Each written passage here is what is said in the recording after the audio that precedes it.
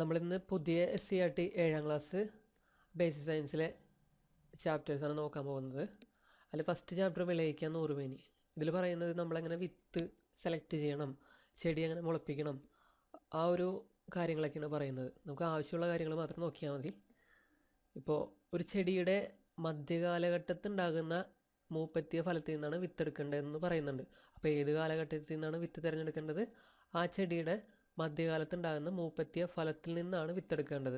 Okay, ഇനി വിത്തെടുക്കുമ്പോൾ എന്തൊക്കെ പരിശോധിക്കണം? വിത്തിൻ്റെ ആകൃതി, ഭാരം, വലിപ്പം, പുറന്തോട്, അങ്ങനെയുള്ള കാര്യങ്ങളൊക്കെ നമ്മൾ നോക്കണം. നല്ല വിളവ് ലഭിക്കാൻ ഗുണമേന്മയുള്ള വിത്ത് തിരഞ്ഞെടുക്കണം. വിത്തിൻ്റെ ഗുണമേന്മ ഉറപ്പുവരുത്താൻ വിത്തെടുക്കുന്ന ഫലം, ചെടി എന്നിവയുടെ ഗുണമേന്മയും നോക്കിയിരിക്കണം.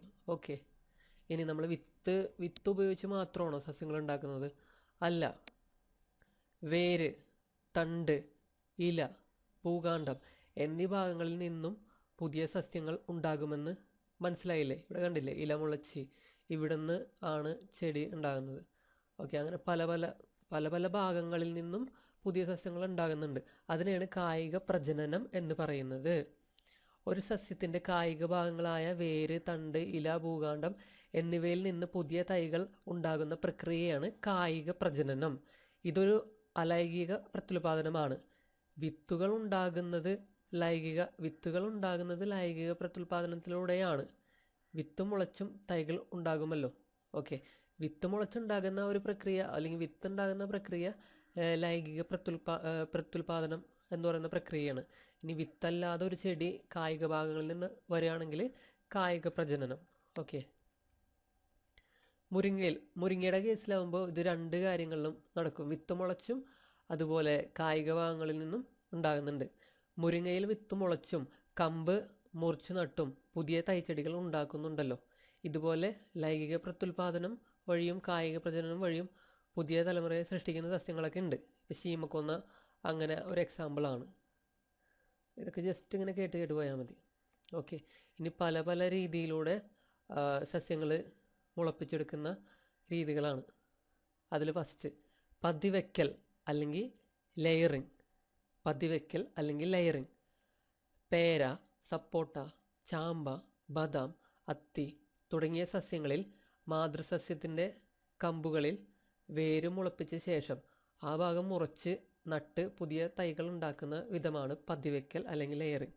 അപ്പോൾ പേര, സപ്പോട്ട, ചാമ്പ, ബദാം ഇതിൻ്റെയൊക്കെ മാതൃസസ്യത്തിൻ്റെ കമ്പുകളിൽ വേര് മുളപ്പിക്കും. എന്നിട്ട് ആ ഭാഗം മുറിച്ചിട്ട് നടും. ഇതാണ് പതിവയ്ക്കൽ അല്ലെങ്കിൽ ലെയറിങ്. ഓക്കെ, ഇത് ജസ്റ്റ് അതിൻ്റെ ഘട്ടങ്ങൾ പറയുന്നുണ്ട്. മാതൃസസ്യത്തിൽ പെൻസിൽ വണ്ണമുള്ള ഒരു കമ്പ് തിരഞ്ഞെടുക്കുക. പ്രധാന തടിയിൽ നിന്നുള്ളതാണ് കൂടുതൽ നല്ലത്. ഈ കമ്പിൽ 2 പർവ്വങ്ങൾക്ക് ഇടയിലുള്ള തൊലി 2-3 സെൻറ്റിമീറ്റർ നീളത്തിൽ വളയാകൃതിയിൽ ചെത്തി മാറ്റുക. ഇങ്ങനെ വളയാകൃതിയിൽ ചെത്തി മാറ്റുക. എന്നിട്ട് അവിടെ ചകിരിച്ചോറ്, മണ്ണ്, ചാണകപ്പൊടി എന്നിവ ചേർത്ത മിശ്രിതം ചെറിയ നനവോടെ ഈ ഭാഗത്ത് വെച്ച ശേഷം ഒരു പോളിത്തീൻ കവർ ഉപയോഗിച്ച് പൊതിഞ്ഞ് കെട്ടുക. ആവശ്യമെങ്കിൽ ഇടയ്ക്കിടയ്ക്ക് നനയ്ക്കണം. 2 മാസത്തിനകം പതിവെച്ച ഭാഗത്ത് ധാരാളം വേരുകൾ ഉണ്ടാകും. വേര് മുളച്ച കമ്പ് പതിവെച്ചതിന് താഴെ മുറിച്ചെടുത്ത് ചെടിച്ചട്ടിയിലോ ഗ്രോ ബാഗിലോ നടാവുന്നതാണ്. വളർന്നു തുടങ്ങിയാൽ മണ്ണിലേക്ക് മാറ്റി നടാം. അപ്പോൾ ഇതാണ് പതിവയ്ക്കൽ. മാതൃസസ്യത്തിൻ്റെ കമ്പുകളിൽ വേര് മുളപ്പിച്ച ശേഷം ആ ഭാഗം മുറിച്ച് നട്ട് പുതിയ തൈകൾ ഉണ്ടാക്കുന്ന രീതിയാണ് പതിവയ്ക്കൽ അഥവാ ലെയറിങ്. ഇനി 2 ടൈപ്പ് പതിവയ്ക്കലുണ്ട്. നമ്മളിപ്പോൾ കൊമ്പിലാണ് ഇത് ചെയ്തത്, അതായത് എയറിലാണ് നമ്മളിത് ചെയ്തേക്കുന്നത്. അതുകൊണ്ട് തന്നെ വായുവിൽ പതിവയ്ക്കൽ എന്നുള്ള രീതിയാണ് നമ്മളിപ്പോൾ പറഞ്ഞ പേര, സപ്പോട്ട അങ്ങനെയുള്ള ചെടികൾക്കൊക്കെ. ഇനി നാഗപ്പതിവയ്ക്കൽ എന്ന് പറയുന്ന രീതിയുണ്ട്. കുരുമുളക് പോലുള്ള ചെടികളില്ലേ, പറ്റുപിടിച്ച് വളരുന്ന കുരുമുളക് പോലുള്ള ചെടികളുടെ നീളമുള്ള ശാഖകൾ മണ്ണിനടിയിലേക്ക് വളച്ചു വെച്ച് പല ഭാഗങ്ങളിൽ ഇടവിട്ട് മണ്ണിട്ട് മൂടിയും പതിവയ്ക്കാം. ഓക്കെ, ആ ഒരു രീതിയാണ് നാഗപ്പതിവയ്ക്കൽ. അതിൻ്റെ എക്സാമ്പിൾ ബോഗൻവില്ല, മുല്ല, പിച്ചി, കുരുമുളക്, മുന്തിരി, ജമന്തി, വെറ്റില ഇതുപോലെയുള്ള സസ്യങ്ങൾക്കാണ് നാഗപ്പതിവയ്ക്കൽ വരുന്നത്. വായുവിൽ പതിവയ്ക്കൽ പേര, കശുമാവ്, സപ്പോട്ട, റോസ്, ചാമ്പ, അത്തി, ബദാം. ഓക്കെ, നാഗപ്പതിവയ്ക്കലിൻ്റെ എക്സാമ്പിൾ ജസ്റ്റ് ഒന്ന് ഇങ്ങനെ വായിച്ചു പോയാൽ മതി. ഓക്കെ, ഇനി അങ്ങനെ പതിവെച്ചുണ്ടായ സസ്യങ്ങളുടെ പ്രത്യേകത നമ്മൾ നോക്കി വെക്കണം. മാതൃസസ്യത്തിൻ്റെ ഗുണങ്ങളുണ്ടാകും, പക്ഷേ ചെടിയുടെ വലിപ്പവും ആയുർദൈർഘ്യവും കുറവായിരിക്കും. വലിപ്പം കുറവായിരിക്കും, ആയുർദൈർഘ്യം കുറവായിരിക്കും. വേഗത്തിൽ പൂക്കുകയും കായ്ക്കുകയും ചെയ്യും. പെട്ടെന്ന് തന്നെ പൂക്കലും കായ്ക്കലും നടക്കും. തായ്വേര് പടലം ഉണ്ടാകില്ല. കാരണം ഇത് ജസ്റ്റ് ആ സൈഡിൽ നിന്നല്ലേ വന്നത്, അതുകൊണ്ട് തന്നെ തായ്വേര് പടലം ഉണ്ടാകില്ല. കൂടുതൽ പരിചരണം ആവശ്യമാണ്. ഓക്കെ, കൂടുതൽ പരിചരണം ആവശ്യമാണ്. വലിപ്പവും ആയുർദൈർഘ്യം കുറവായിരിക്കും. വേഗത്തിൽ പൂക്കുകയും കായ്ക്കുകയും ചെയ്യും. ഇതൊക്കെയാണ് അതിൻ്റെ പ്രത്യേകതകൾ. ഇനി വേര് മുളപ്പിക്കാനായിട്ടൊരു മാർഗമുണ്ട്. തണ്ട് ഉപയോഗിച്ചുള്ള കായിക പ്രജനന രീതിയുടെ വിജയസാധ്യത പരമാവധി കൂട്ടാൻ ആക്സിൻ, നമ്മൾ ഓക്സിൻ എന്നൊക്കെ പറയില്ലേ, ആ ഒരു സസ്യ ഹോർമോൺ അടങ്ങിയ ലായനി വേര് മുളയ്ക്കേണ്ട കാണ്ഡഭാഗത്ത് ഇടയ്ക്കിടയ്ക്ക് നൽകും. ഓക്കെ, അപ്പോൾ ആക്സിൻ എന്ന് പറയുന്ന സസ്യ ഹോർമോൺ കാണ്ഡഭാഗം സസ്യ ഹോർമോൺ ലായനിയിൽ കലർത്തിയിട്ട് കാണ്ഡഭാഗം അതിനകത്ത് മുക്കി വയ്ക്കും. വേര് മുളപ്പിക്കാൻ ഉള്ളൊരു ടെക്നിക്കാണ് ഓക്സിൻ. ജസ്റ്റ് നോക്കി വയ്ക്കുക, ഓക്സിൻ. അടുത്തത് കമ്പൊട്ടിക്കൽ അല്ലെങ്കിൽ ഗ്രാഫ്റ്റിംഗ്. ഈ മാവിൻ്റെ ഒരു തൈ വേണം, അത് പതിവയ്ക്കൽ വഴി ഉണ്ടാക്കാൻ കഴിയുമോ? ഓക്കെ, അപ്പോൾ ഗ്രാഫ്റ്റിംഗ് പറയുകയാണ്, ഈ മാവിൻ്റെ ഒരു തൈ വേണം, അത് പതിവയ്ക്കൽ വഴി ഉണ്ടാക്കാൻ കഴിയുമോ? മാവിൻ്റെ കൊമ്പിൽ വേര് പിടിപ്പിക്കാൻ പ്രയാസമാണ്. വിത്ത് നട്ടാലോ അത് ഒരുപാട് വർഷങ്ങളെടുത്തിട്ടേ അത് വലുതാകുള്ളൂ. സോ അവിടെ ഈ മാവിൻ്റെ എല്ലാ ഗുണങ്ങളോടും കൂടിയ തൈകൾ ഉണ്ടാക്കുന്നത് എങ്ങനെയാണ്? ഓക്കെ, മാവിൻ്റെ കേസ് വരുമ്പോൾ നമ്മൾ പതിവയ്ക്കലൊക്കെ ചെയ്ത് കഴിഞ്ഞാൽ അത് വേര് പിടിക്കാനായിട്ട് ഒരുപാട് നാളെടുക്കും. അതുപോലെ ഒരു വിത്ത് നട്ടാൽ അത് മുളയ്ക്കാൻ ഒരുപാട് നാളെടുക്കും.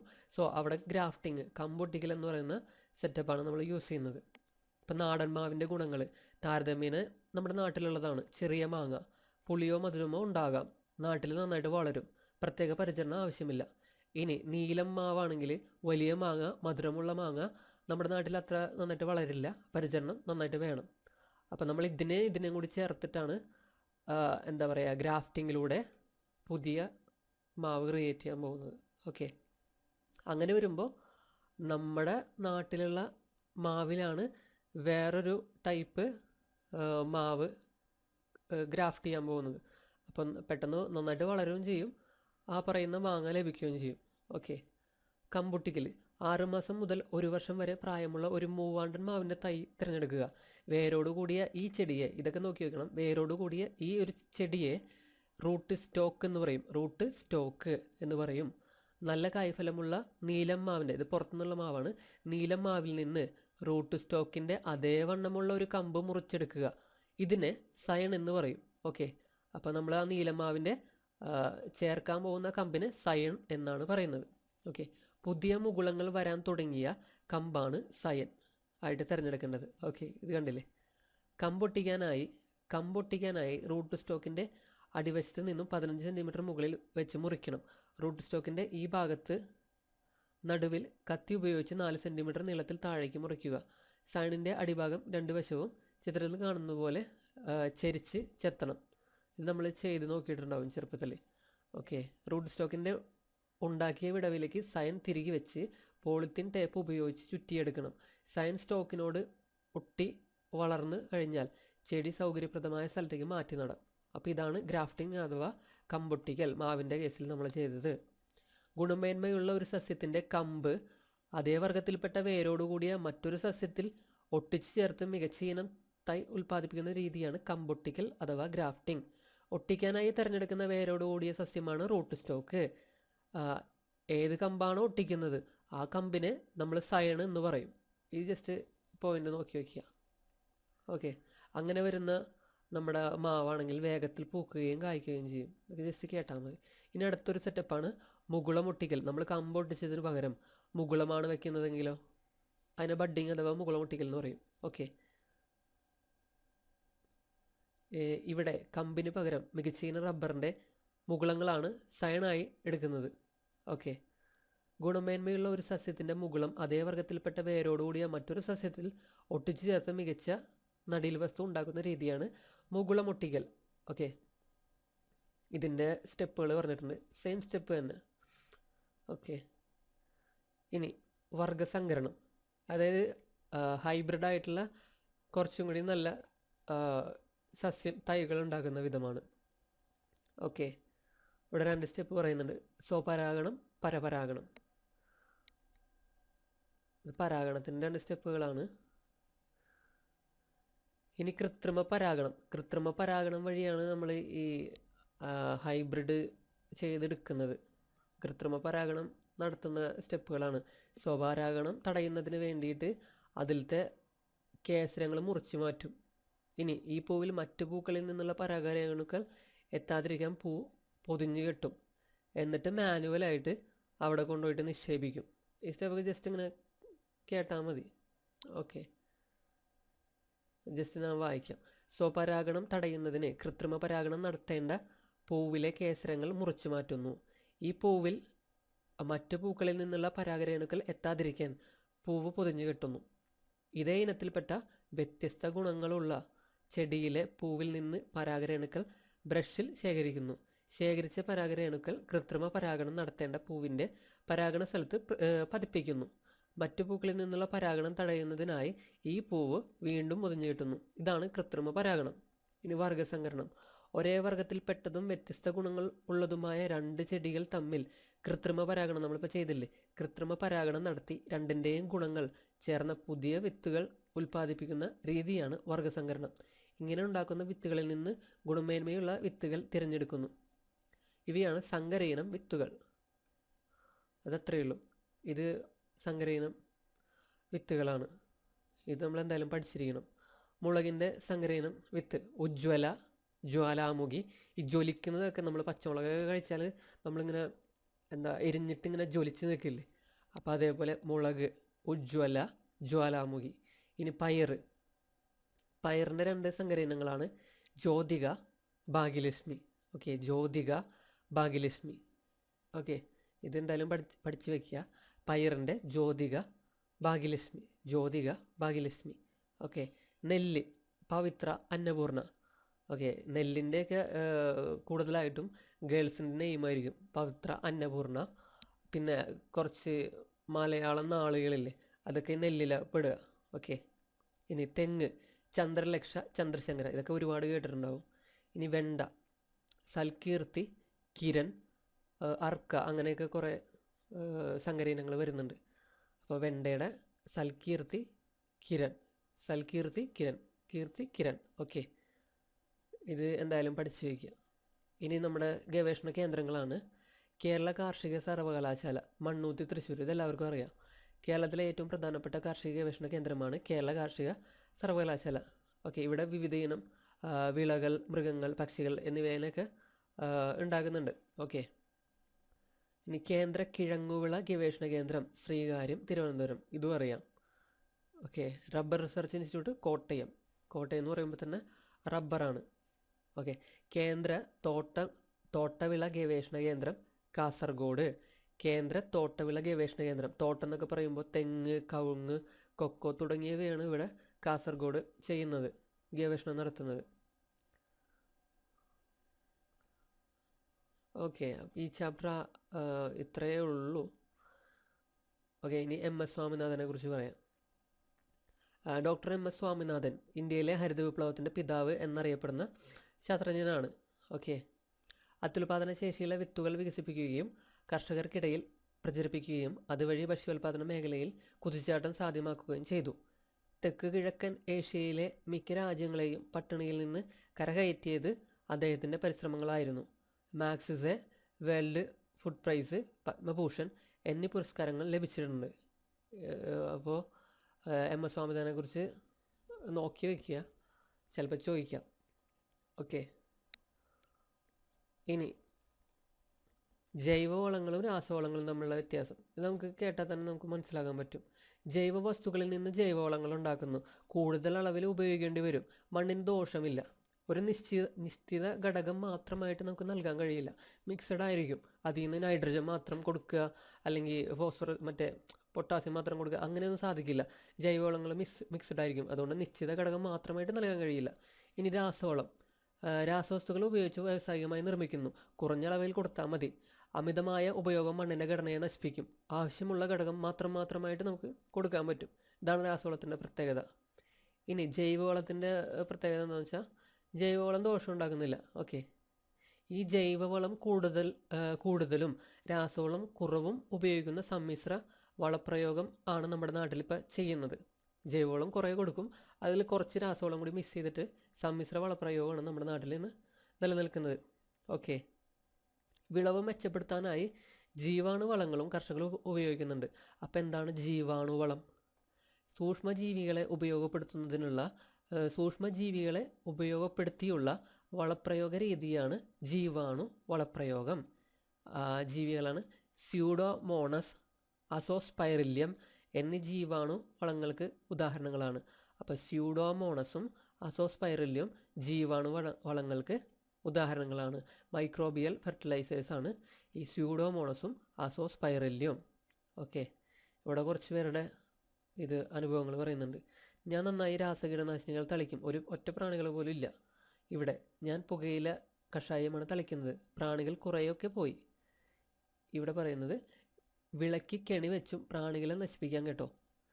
ഇവിടെ തവള പറയുന്നത് പ്രാണികളെ എനിക്ക് വലിയ ഇഷ്ടമാണ്, എത്ര കിട്ടിയാലും ഞാൻ തിന്നു തീർക്കും.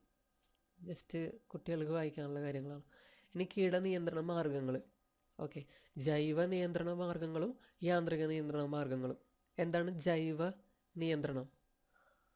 വട്ടച്ചാഴി, അതായത് ഈ പറയുന്ന ലേഡി ബഗ് എന്ന ഷഡ്പദം ചെടികളിൽ വളരുന്ന പല കീടങ്ങളെയും തിന്ന് നശിപ്പിക്കുന്നു. ഇത്തരത്തിലുള്ള മറ്റൊരു മിത്രകീടമാണ് ട്രൈക്കോഗ്രാമ.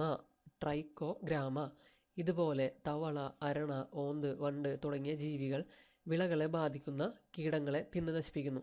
ഇത്തരം കീടനിയന്ത്രണമാണ് ജൈവ കീടനിയന്ത്രണം. കീടനാശിനികൾ പ്രയോഗിക്കുമ്പോൾ കീടങ്ങളോടൊപ്പം ഈ മിത്രകീടങ്ങളും നശിക്കുന്നുണ്ട്. ഓക്കെ, ഇനി യാന്ത്രിക നിയന്ത്രണം. യാന്ത്രികമായിട്ടുള്ള കീടനിയന്ത്രണം എന്താണ്? ചിലയിനം പച്ചക്കറികളുടെ കായ്കൾ നശിപ്പിക്കുന്ന ഒരുതരം സ്വർണ്ണ നിറമുള്ള ഈച്ചകൾ നിങ്ങൾ ശ്രദ്ധിച്ചിട്ടുണ്ടോ? ഇവയെ നശിപ്പിക്കാനുള്ള ഒരു സൂത്രം പരിചയപ്പെടാം. ഒരു പിടി തുളസിയില ചതച്ച് ഒരു സ്റ്റീൽ പ്ലേറ്റിൽ വയ്ക്കുക. അല്പനേരം കഴിഞ്ഞ് ഈ പ്ലേറ്റ് നിരീക്ഷിക്കൂ. തുളസിയിലയുടെ മണം മൂലം സ്വർണ്ണ നിറമുള്ള ഈച്ചകൾ പ്ലേറ്റിൽ വരുന്നത് കാണാൻ പറ്റും. ഇവയെ നശിപ്പിക്കുന്നത് വഴി വീട്ടിലെ പച്ചക്കറികളെ സംരക്ഷിക്കുകയും ചെയ്യാം. ഇങ്ങനെ കെണികൾ ഉപയോഗിച്ചോ കൈകൾ കൊണ്ട് പെറുക്കിയെടുത്തോ കീടങ്ങളെ നിയന്ത്രിക്കുന്ന രീതിയാണ് യാന്ത്രിക നിയന്ത്രണം. ഇതിനായി ഉപയോഗിക്കുന്ന ഒരിനം കെണിയാണ് ഫെറമോൺ കെണി. ഇത് മാർക്കറ്റിൽ ലഭ്യമാണ്. അപ്പോൾ ഫെറമോൺ കെണി ഏത് മാർഗമാണെന്ന് വെച്ചാൽ അതൊരു യാന്ത്രിക നിയന്ത്രണമാണ്. കൈകൊണ്ട് പെറുക്കി കളയുകയോ അല്ലെങ്കിൽ ഇങ്ങനെ കെണി വെച്ച് പിടിച്ച് കളയുകയോ ചെയ്യുന്നതൊക്കെ യാന്ത്രിക നിയന്ത്രണമാണ്.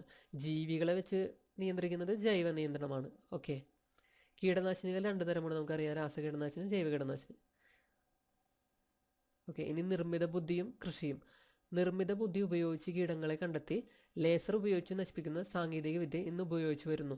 പരിസ്ഥിതിക്ക് ഒട്ടും ഹാനികരമല്ലാത്ത രീതിയാണ് ഇത്. ഓക്കെ,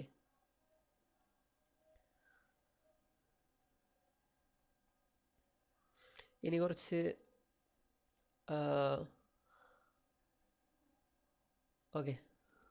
കാർഷിക രംഗം നോക്കാം. തേനീച്ച വളർത്തൽ കൃഷിയെ പറയുന്നത് എപ്പിക്കൾച്ചർ. അപ്പോൾ എപ്പിക്കൾച്ചർ എന്ന് പറയുന്നത് തേനീച്ച വളർത്തൽ. മുയൽ വളർത്തൽ ക്യൂണിക്കൾച്ചർ. ഇത് ഇടയ്ക്കിടയ്ക്ക് ചോദിച്ചിരുന്നതാണ്. ക്യൂണിക്കൾച്ചർ എന്ന് പറഞ്ഞിട്ട് കൂൺ കൃഷിയാണെന്ന് തെറ്റിദ്ധരിക്കരുത്. അപ്പോൾ ക്യൂണിക്കൾച്ചർ എന്ന് വെച്ചാൽ മുയൽ കൃഷി. മഷ്റൂം കൾച്ചറാണ് കൂൺ കൃഷി. പൗൾട്രി ഫാമിംഗ് നമുക്കറിയാൻ പറ്റും, കോഴി ഫാം, അതാണ് പൗൾട്രി ഫാമിംഗ്. ഓക്കെ, കോഴിക്കൃഷി. ലൈവ് സ്റ്റോക്ക് ഫാമിംഗ്, കന്നുകാലി വളർത്തൽ. നോക്കി വെച്ചോ, ലൈവ് സ്റ്റോക്ക് കന്നുകാലി വളർത്തൽ. പിസി കൾച്ചർ മത്സ്യകൃഷി. ഓക്കെ, സെറികൾച്ചർ പട്ടുനൂൽ പുഴു വളർത്തൽ. ഫ്ലോറികൾച്ചർ പുഷ്പകൃഷി. പുഷ്പങ്ങളൊക്കെ ഫ്ലോറിലല്ലോ വളർന്നു വരിക, അപ്പോൾ ഫ്ലോറികൾച്ചർ പുഷ്പകൃഷി. സെറികൾച്ചർ പട്ടുനൂൽ കൃഷി. പിസികൾച്ചർ മത്സ്യകൃഷി. ലൈവ് സ്റ്റോക്ക് കന്നുകാലി. പിന്നെ ക്യൂണിക്കൾച്ചർ മുയൽ വളർത്തൽ. എപ്പിക്കൾച്ചർ തേനീച്ച വളർത്തൽ. അപ്പോൾ ഈ ചാപ്റ്റർ ആകെ ഇത്രയേ ഉള്ളൂ. ഇനി ആസിഡുകളും ബേസുകളും. ഓക്കെ, കെമിസ്ട്രിയാണ്. ഇതിൽ കുറച്ച് ലിറ്റ്മസിൻ്റെയും സൂചകങ്ങളുടെയും കുറിച്ചാണ് പറയുന്നത്. ഓക്കെ, എന്താണ് ലിറ്റ്മസ് പേപ്പർ? പണ്ടത്തെ കാര്യങ്ങളാണ്. മരങ്ങളിലും പാറകളിലും മറ്റും പറ്റിപ്പിടിച്ച് വളരുന്ന സസ്യവിഭാഗങ്ങളായ ചിലയിനം ലൈക്കണുകളുടെ സത്തിൽ നിന്ന് നിർമ്മിക്കുന്ന ചായമാണ് ലിറ്റ്മസ്. ഇത് നിറമാറ്റം വഴി പദാർത്ഥങ്ങളുടെ സ്വഭാവം തിരിച്ചറിയാൻ സഹായിക്കുന്നു. ലൈക്കണുകളുടെ സത്ത് കടലാസിൽ പുരട്ടി ലിറ്റ്മസ് പേപ്പറും വെള്ളത്തിൽ ലയിപ്പിച്ച് ലിറ്റ്മസ് ലായനികളും ഉണ്ടാക്കുന്നു. നീല, ചുവപ്പ് നിറങ്ങളിലുള്ള ലിറ്റ്മസ് പേപ്പറുകളും ലായനികളും സ്കൂൾ ലബോറട്ടറിയിൽ ലഭ്യമാണ്. ഓക്കെ, ഇനി ആസിഡുകളും ബേസുകളും. നീല ലിറ്റ്മസിനെ ചുവപ്പാക്കുന്ന പദാർത്ഥമാണ് ആസിഡ്. അപ്പോൾ ചുവപ്പ് എന്ന് പറഞ്ഞാൽ ആസിഡാണ്. ഇനി ചുവന്ന ലിറ്റ്മസിനെ നീലയാക്കുന്നത് ബേസുകളാണ്. ബേസിൻ്റെ കളറ് നീലയാണെന്ന് വയ്ക്കുക. ഓക്കെ, അപ്പോൾ ബേസ് നീല, റെഡ് ആസിഡ്. ഇപ്പോൾ റെഡുള്ള ഒരു വസ്തുവിനെ നീലയിലേക്ക് മാറ്റണമെങ്കിൽ ബേസ് ആയിരിക്കും. ഇനി നീലയിലുള്ളൊരു വസ്തുവിനെ ചുവപ്പിലേക്ക് മാറ്റുന്നവൻ അത് ആസിഡായിരിക്കും. ഓക്കെ, സൂചകങ്ങൾ. നിറം മാറ്റത്തിലൂടെ ആസിഡിനെയും ബേസിനെയും തിരിച്ചറിയാൻ സഹായിക്കുന്ന പദാർത്ഥങ്ങളാണ് സൂചകങ്ങൾ. ആ ഒരു വിഭാഗത്തിലാണ് ഈ ലിറ്റ്മസ് പേപ്പറുകൾ ഉൾപ്പെടുന്നത്. ഓക്കെ, സൂചകങ്ങൾ അതായത് ഇൻഡിക്കേറ്റേഴ്സ്, അതിൽ ലിറ്റ്മസ് പേപ്പർ ഉൾപ്പെടും. ഇനി നമ്മുടെ നിങ്ങൾ പരിചയപ്പെട്ട നീല, ചുവപ്പ് ലിറ്റ്മസ് പേപ്പറുകൾക്ക് പുറമെ ലാബിൽ ഉപയോഗിക്കുന്ന 2 സാധനങ്ങളാണ് ഫിനോഫ്തലിനും മീഥൈൽ ഓറഞ്ചും. ഫിനോഫ്തലിനും മീഥൈൽ ഓറഞ്ചും. ഓക്കെ, ഇത് 2 സൂചകങ്ങളാണ് ലാബിൽ യൂസ് ചെയ്യുന്നത്. ആസിഡുകൾ നീല ലിറ്റ്മസിനെ ചുവപ്പാക്കുമെന്നും ബേസുകൾ ചുവപ്പിനെ നീലയാക്കുമെന്നും മനസ്സിലാക്കിയല്ലോ. ഇനി സാർവിക സൂചകം, യൂണിവേഴ്സൽ ഇൻഡിക്കേറ്റർ എന്താണ്? ഓക്കെ, ഒരേ സമയം ആസിഡിനെയും ബേസിനെയും തിരിച്ചറിയാൻ ഉപയോഗിക്കുന്ന ഒരു സൂചകമാണ് സാർവിക സൂചകം. പല സൂചകങ്ങളുടെയും ഒരു മിശ്രിതമാണിത്. ഇതിൻ്റെ ഏതാനും തുള്ളി ആസിഡുകളിലോ ബേസുകളിലോ ചേർക്കുമ്പോൾ അവയുടെ സ്വഭാവവും തീവ്രതയും അനുസരിച്ച് പല നിറങ്ങൾ ലഭിക്കുന്നു. കുപ്പിക്ക് പുറത്തുള്ള കളച്ചാട്ട് താരതമ്യം ചെയ്ത് ദ്രാവകത്തിൻ്റെ സ്വഭാവവും തീവ്രതയും കണ്ടെത്താം. ഓക്കെ, കുളിക്കുമ്പോൾ എപ്പോഴെങ്കിലും നിങ്ങളുടെ വായിൽ സോപ്പിൻ്റെ അംശം കലർന്ന് കാണുമല്ലോ. സോപ്പിൻ്റെ രുചി എന്താണ്? സോപ്പ്, അപ്പക്കാരം എന്നിവയുടെ രുചി ഒരേപോലെയല്ലേ? ഇവയ്ക്ക് കാരരുചിയാണ്. ബേസ് സ്വഭാവമുള്ളൊരു പദാർത്ഥമാണ് സോപ്പ്. അപ്പോൾ ആസിഡ് പദാർത്ഥങ്ങൾ എന്ത് രുചിച്ചാലും പുളിരുചിയായിരിക്കും. ഓക്കെ, ആസിഡുകളെല്ലാം പുളിരുചിയും ബേസുകളെല്ലാം കാരരുചിയുമാണ്. വഴുവഴുപ്പുള്ളതുമാണ് ബേസ്. ഓക്കെ, അപ്പോൾ കാരരുചിയുള്ളത് ബേസാണ്, പുളിരുചിയുള്ളത് ആസിഡാണ്. ഓക്കെ, പേരിന് പിന്നിൽ. പുളിരുചി എന്നതിന് ലാറ്റിൻ ഭാഷയിൽ അസിഡസ് എന്നാണ് പറയുന്നത്. ഇതിൽ നിന്നാണ് ആസിഡ് എന്ന പദം ഉണ്ടായത്. അപ്പോൾ പുളിരുചി, അസിഡസ്, ലാറ്റിൻ വാക്ക്. ഇനി കുറച്ച് ഭക്ഷ്യവസ്തുക്കളും അതിലടങ്ങിയിരിക്കുന്ന ആസിഡുകളും പറയാം. മോര്, തൈര്, ഇതിലൊക്കെ ലാക്റ്റിക് ആസിഡാണ് ഉള്ളത്. നമ്മൾ കേട്ടിട്ടുണ്ടാവും. മോര്, തൈര്, ഇങ്ങനെ പാലുൽപ്പന്നങ്ങളിലൊക്കെ ലാക്റ്റിക് ആസിഡ് ആയിരിക്കും ഉണ്ടായിരിക്കുക. പിന്നെ വിനാഗിരി, അസറ്റിക് ആസിഡ്. വിനാഗിരി, അസറ്റിക് ആസിഡ്. നാരങ്ങ, സിട്രിക് ആസിഡ്. ഓക്കെ, സിട്രസ്, നാരങ്ങ പോലെയുള്ള നാരങ്ങ, അതുപോലെ ഓറഞ്ച്, അതിലൊക്കെ സിട്രസ് എന്ന് പറയുമ്പോൾ തന്നെ ഒരു പുളിയാണല്ലോ. ഓക്കെ, അപ്പോൾ നാരങ്ങ, സിട്രിക് ആസിഡ്. വാളംപുളി, ടാർട്ടാറിക് ആസിഡ്. വാളംപുളി, tartaric acid. Apple, malic acid. Apple, malic acid. നെല്ലിക്ക, അസ്കോർബിക് ആസിഡ്. തക്കാളി, ഓക്സാലിക് ആസിഡ്. അപ്പോൾ തക്കാളിയിൽ ഓക്സാലിക് ആസിഡ്, നെല്ലിക്കയിൽ അസ്കോർബിക് ആസിഡ്, ആപ്പിളിൽ മാലിക് ആസിഡ്, വാളംപുളിയിൽ ടാർട്ടാറിക് ആസിഡ്. ഓക്കെ, ടാ പോലെയല്ലേ വാളംപുളി തൂങ്ങി കിടക്കുക. അപ്പോൾ ടാർട്ടാറിക് ആസിഡ്. നാരങ്ങ, സിട്രസ്, സിട്രിക് ആസിഡ്. വിനാഗിരി, അസറ്റിക് ആസിഡ്. മോര്, തൈര്, ലാക്റ്റിക് ആസിഡ്. ഓക്കെ, നെല്ലിക്കയിൽ ധാരാളം വൈറ്റമിൻ സി അടങ്ങിയിട്ടുണ്ടെന്ന് നിങ്ങൾ പഠിച്ചിട്ടുണ്ടല്ലോ. വിറ്റാമിൻ സി എന്നത് അസ്കോർബിക് ആസിഡാണ്. ഇതിൻ്റെ സാന്നിധ്യമാണ് നെല്ലിക്കയ്ക്ക് പുളിരുചി നൽകുന്നത്. ഓക്കെ, അപ്പോൾ വൈറ്റമിൻ സി, അസ്കോർബിക് ആസിഡ് എന്നാണ് പറയുന്നത്. നെല്ലിക്കയിൽ ധാരാളം വൈറ്റമിൻ സി അഥവാ അസ്കോർബിക് ആസിഡ് ഉണ്ട്. പാല് തൈരാകുമ്പോൾ. പാലിനെ തൈരാക്കി മാറ്റാൻ തിളപ്പിച്ചാറിയ പാലിൽ അല്പം തൈര് ഉറവൊഴിക്കാറില്ലേ? തൈരിൽ ലാക്ടോബാസിലസ് എന്ന ബാക്ടീരിയ അടങ്ങിയിട്ടുണ്ട്. ഇവ പാലിൽ നിന്ന് പോഷണം നടത്തുന്നതിൻ്റെ ഫലമായി ഉണ്ടാകുന്ന ലാക്റ്റിക് ആസിഡാണ് തൈരിന് പുളിരുചി നൽകുന്നത്. അപ്പോൾ അവിടുത്തെ ബാക്ടീരിയയാണ് ലാക്ടോബാസിലസ് ബാക്ടീരിയ. ഓക്കെ, ഭക്ഷ്യവസ്തുക്കളിൽ അടങ്ങിയിട്ടുള്ള, നമ്മൾ കഴിക്കാനെടുക്കുന്ന ആഹാരത്തിൽ അടങ്ങിയിരിക്കുന്ന ആസിഡുകൾ വീര്യം കുറഞ്ഞവയാണ്. എന്നാൽ ലാബിൽ യൂസ് ചെയ്യുന്ന ആസിഡുകളാണെങ്കിലോ ആസിഡ് ആയാലും ബേസ് ആണെങ്കിലും ലാബിൽ യൂസ് ചെയ്യുന്നത് വീര്യം കൂടിയവയാണ്. ഓക്കെ, ഇതൊക്കെ വെറുതെ കേട്ടാൽ മതി. ഇനി ചില ആസിഡുകളും ചില ബേസുകളും പരിചയപ്പെടാം. ഹൈഡ്രോക്ലോറിക് ആസിഡ് നമ്മുടെ ആമാശയത്തിലുള്ള ആസിഡാണ്. ഇനി nitric acid, sulphuric acid, acetic acid ഒക്കെ നമ്മൾ നേരത്തെ കേട്ടു. അസറ്റിക് ആസിഡ് വിനാഗിരി. ഓക്കെ, സൾഫ്യൂരിക് ആസിഡ് നമ്മുടെ വാഹനങ്ങളിലെ ബാറ്ററികളിൽ യൂസ് ചെയ്യുന്നു. ആസിഡുകളിലെ രാജാവ് എന്നൊക്കെ അറിയപ്പെടുന്നു. ഓക്കെ, ഇനി ബേസുകൾ ചിലത് നോക്കാം. ചുണ്ണാമ്പ്, അതിൻ്റെ ശാസ്ത്രീയ നാമം calcium hydroxide. Okay, sodium hydroxide എന്ന് പറയുന്നത് caustic soda. Sodium hydroxide caustic soda. Caustic potash എന്ന് പറയുമ്പോൾ പൊട്ടാസ്യം ഹൈഡ്രോക്സൈഡ്. കാസ്റ്റിക് പൊട്ടാഷ് എന്ന് പറയുമ്പോൾ പൊട്ടാസ്യം ഹൈഡ്രോക്സൈഡ്. ഓക്കെ, ഇതൊക്കെ ബേസുകളാണ്. ആസിഡ് വീണ് കണ്ണിന് പരിക്കേറ്റു. ഒരു ന്യൂസാണ് ഇവിടെ പറയുന്നുണ്ട്. റബ്ബർ പാല് കട്ടിയാക്കാൻ ഉപയോഗിക്കുന്ന ഫോർമിക് ആസിഡിൻ്റെ ടിന്ന് തുറന്നപ്പോഴായിരുന്നു അപകടം. അപ്പോൾ റബ്ബർ പാല് കട്ടിയാക്കാൻ ഉപയോഗിക്കുന്ന ആസിഡ് എന്താണ്? Formic acid. Formic acid. Okay, formic acid. ഇനി കൈകാര്യം ചെയ്യുമ്പോൾ ആസിഡ് ഉപയോഗിക്കുമ്പോൾ ഒഴിവാക്കേണ്ട കാര്യങ്ങൾ, അപകടം സംഭവിക്കാണ്ടിരിക്കാൻ ചെയ്യേണ്ട കാര്യങ്ങൾ. ശരീരഭാഗങ്ങൾ വീഴാതെ നോക്കണം. കൈകൊണ്ട് തൊടരുത്. മണത്ത് നോക്കാൻ പാടില്ല. രുചിച്ച് നോക്കരുത്. കുപ്പിയിൽ നിന്ന് എടുക്കുമ്പോൾ ഡ്രോപ്പർ യൂസ് ചെയ്യണം. ടെസ്റ്റ് ട്യൂബ് പിടിക്കാൻ ഹോൾഡർ ഉപയോഗിക്കണം. ഓക്കെ, ആസിഡ് വീണ ചെയ്യേണ്ട കാര്യം. വീര്യം കൂടിയ ആസിഡുകൾക്ക് ജലാംശം വലിച്ചെടുക്കാനും താപം പുറത്തുവിടാനും കഴിയുന്നുണ്ട്. അവ ശരീരത്തിൽ വീണാൽ പൊള്ളലുണ്ടാക്കുന്നു. പൊള്ളലേറ്റ ഭാഗത്ത് തണുത്ത വെള്ളം കുറേ സമയം ഒഴിക്കുകയാണ് ഇതിനുള്ള പ്രഥമ ശുശ്രൂഷ. പൊള്ളൽ ഗുരുതരമാണെങ്കിൽ ആശുപത്രിയിൽ എത്തിക്കണം. നമ്മൾ നേരത്തെ ഫോമിക് ആസിഡിനെ കുറിച്ച് പറഞ്ഞില്ലേ, റബ്ബർ പാല് കട്ടിയാക്കാൻ ഫോർമിക് ആസിഡ് യൂസ് ചെയ്യണമെന്ന്. ഇവിടെ ഒരു കാര്യം നോക്കാം. ഉറുമ്പിൻ്റെ ശരീരത്തിൽ ഫോർമിക് ആസിഡ് ഉണ്ട്. ഉറുമ്പ് കടിക്കുമ്പോൾ ഈ ആസിഡ് നമ്മുടെ ശരീരത്തിൽ പ്രവേശിക്കുന്നു. ഇത് ശരീരകോശങ്ങളുമായി പ്രവർത്തിക്കുന്നതാണ് ഉറുമ്പ് കടിക്കുമ്പോഴുള്ള വേദനയ്ക്ക് കാരണം. അതായത് ഉറുമ്പൊക്കെ കടിച്ച് കഴിയുമ്പോൾ ഫോമായിട്ട് നമ്മൾ കിടക്കും. ഓക്കെ, അപ്പോൾ ഫോമിക് ആസിഡ് ഉറുമ്പ്, റബ്ബർ പാല് കട്ടിയാക്കാനായിട്ട് ഫോമിക് ആസിഡ്. അതുപോലെ ഈ കടന്നൽ കുത്തുമ്പോൾ അതൊക്കെ ഫോമിക് ആസിഡാണ്. ഇനി ശരീരത്തിനുള്ളിലെ ആസിഡ്, നമ്മൾ നേരത്തെ ഹൈഡ്രോക്ലോറിക് ആസിഡിനെ കുറിച്ച് പറഞ്ഞു. ആ പോയിന്റ് വായിക്കാം. നാം കഴിക്കുന്ന ആഹാരത്തിൻ്റെ ദഹനത്തെ സഹായിക്കാനായി ആമാശയത്തിൽ ഹൈഡ്രോക്ലോറിക് ആസിഡ് ഉൽപ്പാദിപ്പിക്കുന്നുണ്ട്.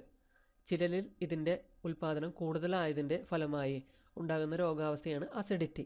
ആമാശയത്തിനുള്ളിലെ നീറ്റൽ, നെഞ്ചരിച്ചിൽ, പുളിച്ച് തികട്ടൽ, മലബന്ധം എന്നിവ അസിഡിറ്റിയുടെ ലക്ഷണങ്ങളാണ്. ആസിഡിനെ നിർവീര്യമാക്കാനായിട്ട് ഉപയോഗിക്കുന്ന വസ്തുക്കളാണ് ആൻറ്റാസിഡുകൾ. ആസിഡിനെ തുരത്താനാണ് ആൻറ്റാസിഡുകൾ. ഓക്കെ, ഏതെങ്കിലും ബേസ് സബ്ജക്റ്റുകൾ കഴിച്ചാൽ അസിഡിറ്റി കുറയും. അതായത് ആസിഡിൻ്റെ ഓപ്പോസിറ്റ് ബേസ് കൊടുക്കുന്നതോടുകൂടി അതിനെ നിർവീര്യമാക്കാൻ പറ്റും. ഓക്കെ, ഇതിനിവിടെ ഒരു പരീക്ഷണം പറയുന്നുണ്ട്. അതായത് ആസിഡിൻ്റെ ഒപ്പം ആസിഡ് ഏത് ലോഹവുമായി പ്രവർത്തിച്ചാലും അവിടെ ഒരു വാതകം ക്രിയേറ്റ് ചെയ്യുന്നുണ്ട്. ഒരു ടെസ്റ്റ് ട്യൂബിൽ കാൽഭാഗം വിനാഗിരി, ഓക്കെ, അതായത് അസറ്റിക് ആസിഡ് എടുക്കുക. അതിലേക്ക് മഗ്നീഷ്യം എന്ന് വെച്ചാൽ എന്താണ്? അതൊരു ലോഹമാണ്. മഗ്നീഷ്യം റിബണിൻ്റെ 3-4 ചെറു കഷ്ണങ്ങൾ ഇട്ട് നോക്കൂ. അത് കഴിഞ്ഞിട്ട് അടച്ചു പിടിക്കുക ആ ടെസ്റ്റ് ട്യൂബ്. ഓക്കെ, അടച്ചു പിടിക്കുക. കുമിളകളായി ഉയർന്നു വന്ന് നിങ്ങളുടെ പെരുവിരൽ, നമ്മൾ അടച്ചു പിടിക്കുമല്ലോ വിരൽ കൊണ്ട്, കുമിളകളായി ഉയർന്നു വന്ന് നിങ്ങളുടെ പെരുവിരൽ തള്ളലുണ്ടാക്കുന്ന വാതകം ഏതാണ്? ഓക്കെ, ആസിഡ് ലോഹവുമായി പ്രവർത്തിച്ചപ്പോൾ ഒരു വാതകം ഉണ്ടായ വാതകം ഏതാണ്? തീ കാണിച്ചപ്പോൾ ചെറു ശബ്ദത്തോടെ കത്തിയ ഈ വാതകമാണ് ഹൈഡ്രജൻ. അതായത് ഇത്രയേ ഉള്ളൂ. ആസിഡിൻ്റെ ഒപ്പം ലോഹം പ്രവർത്തിച്ചാൽ അവിടെ ഹൈഡ്രജൻ ഉണ്ടാകും.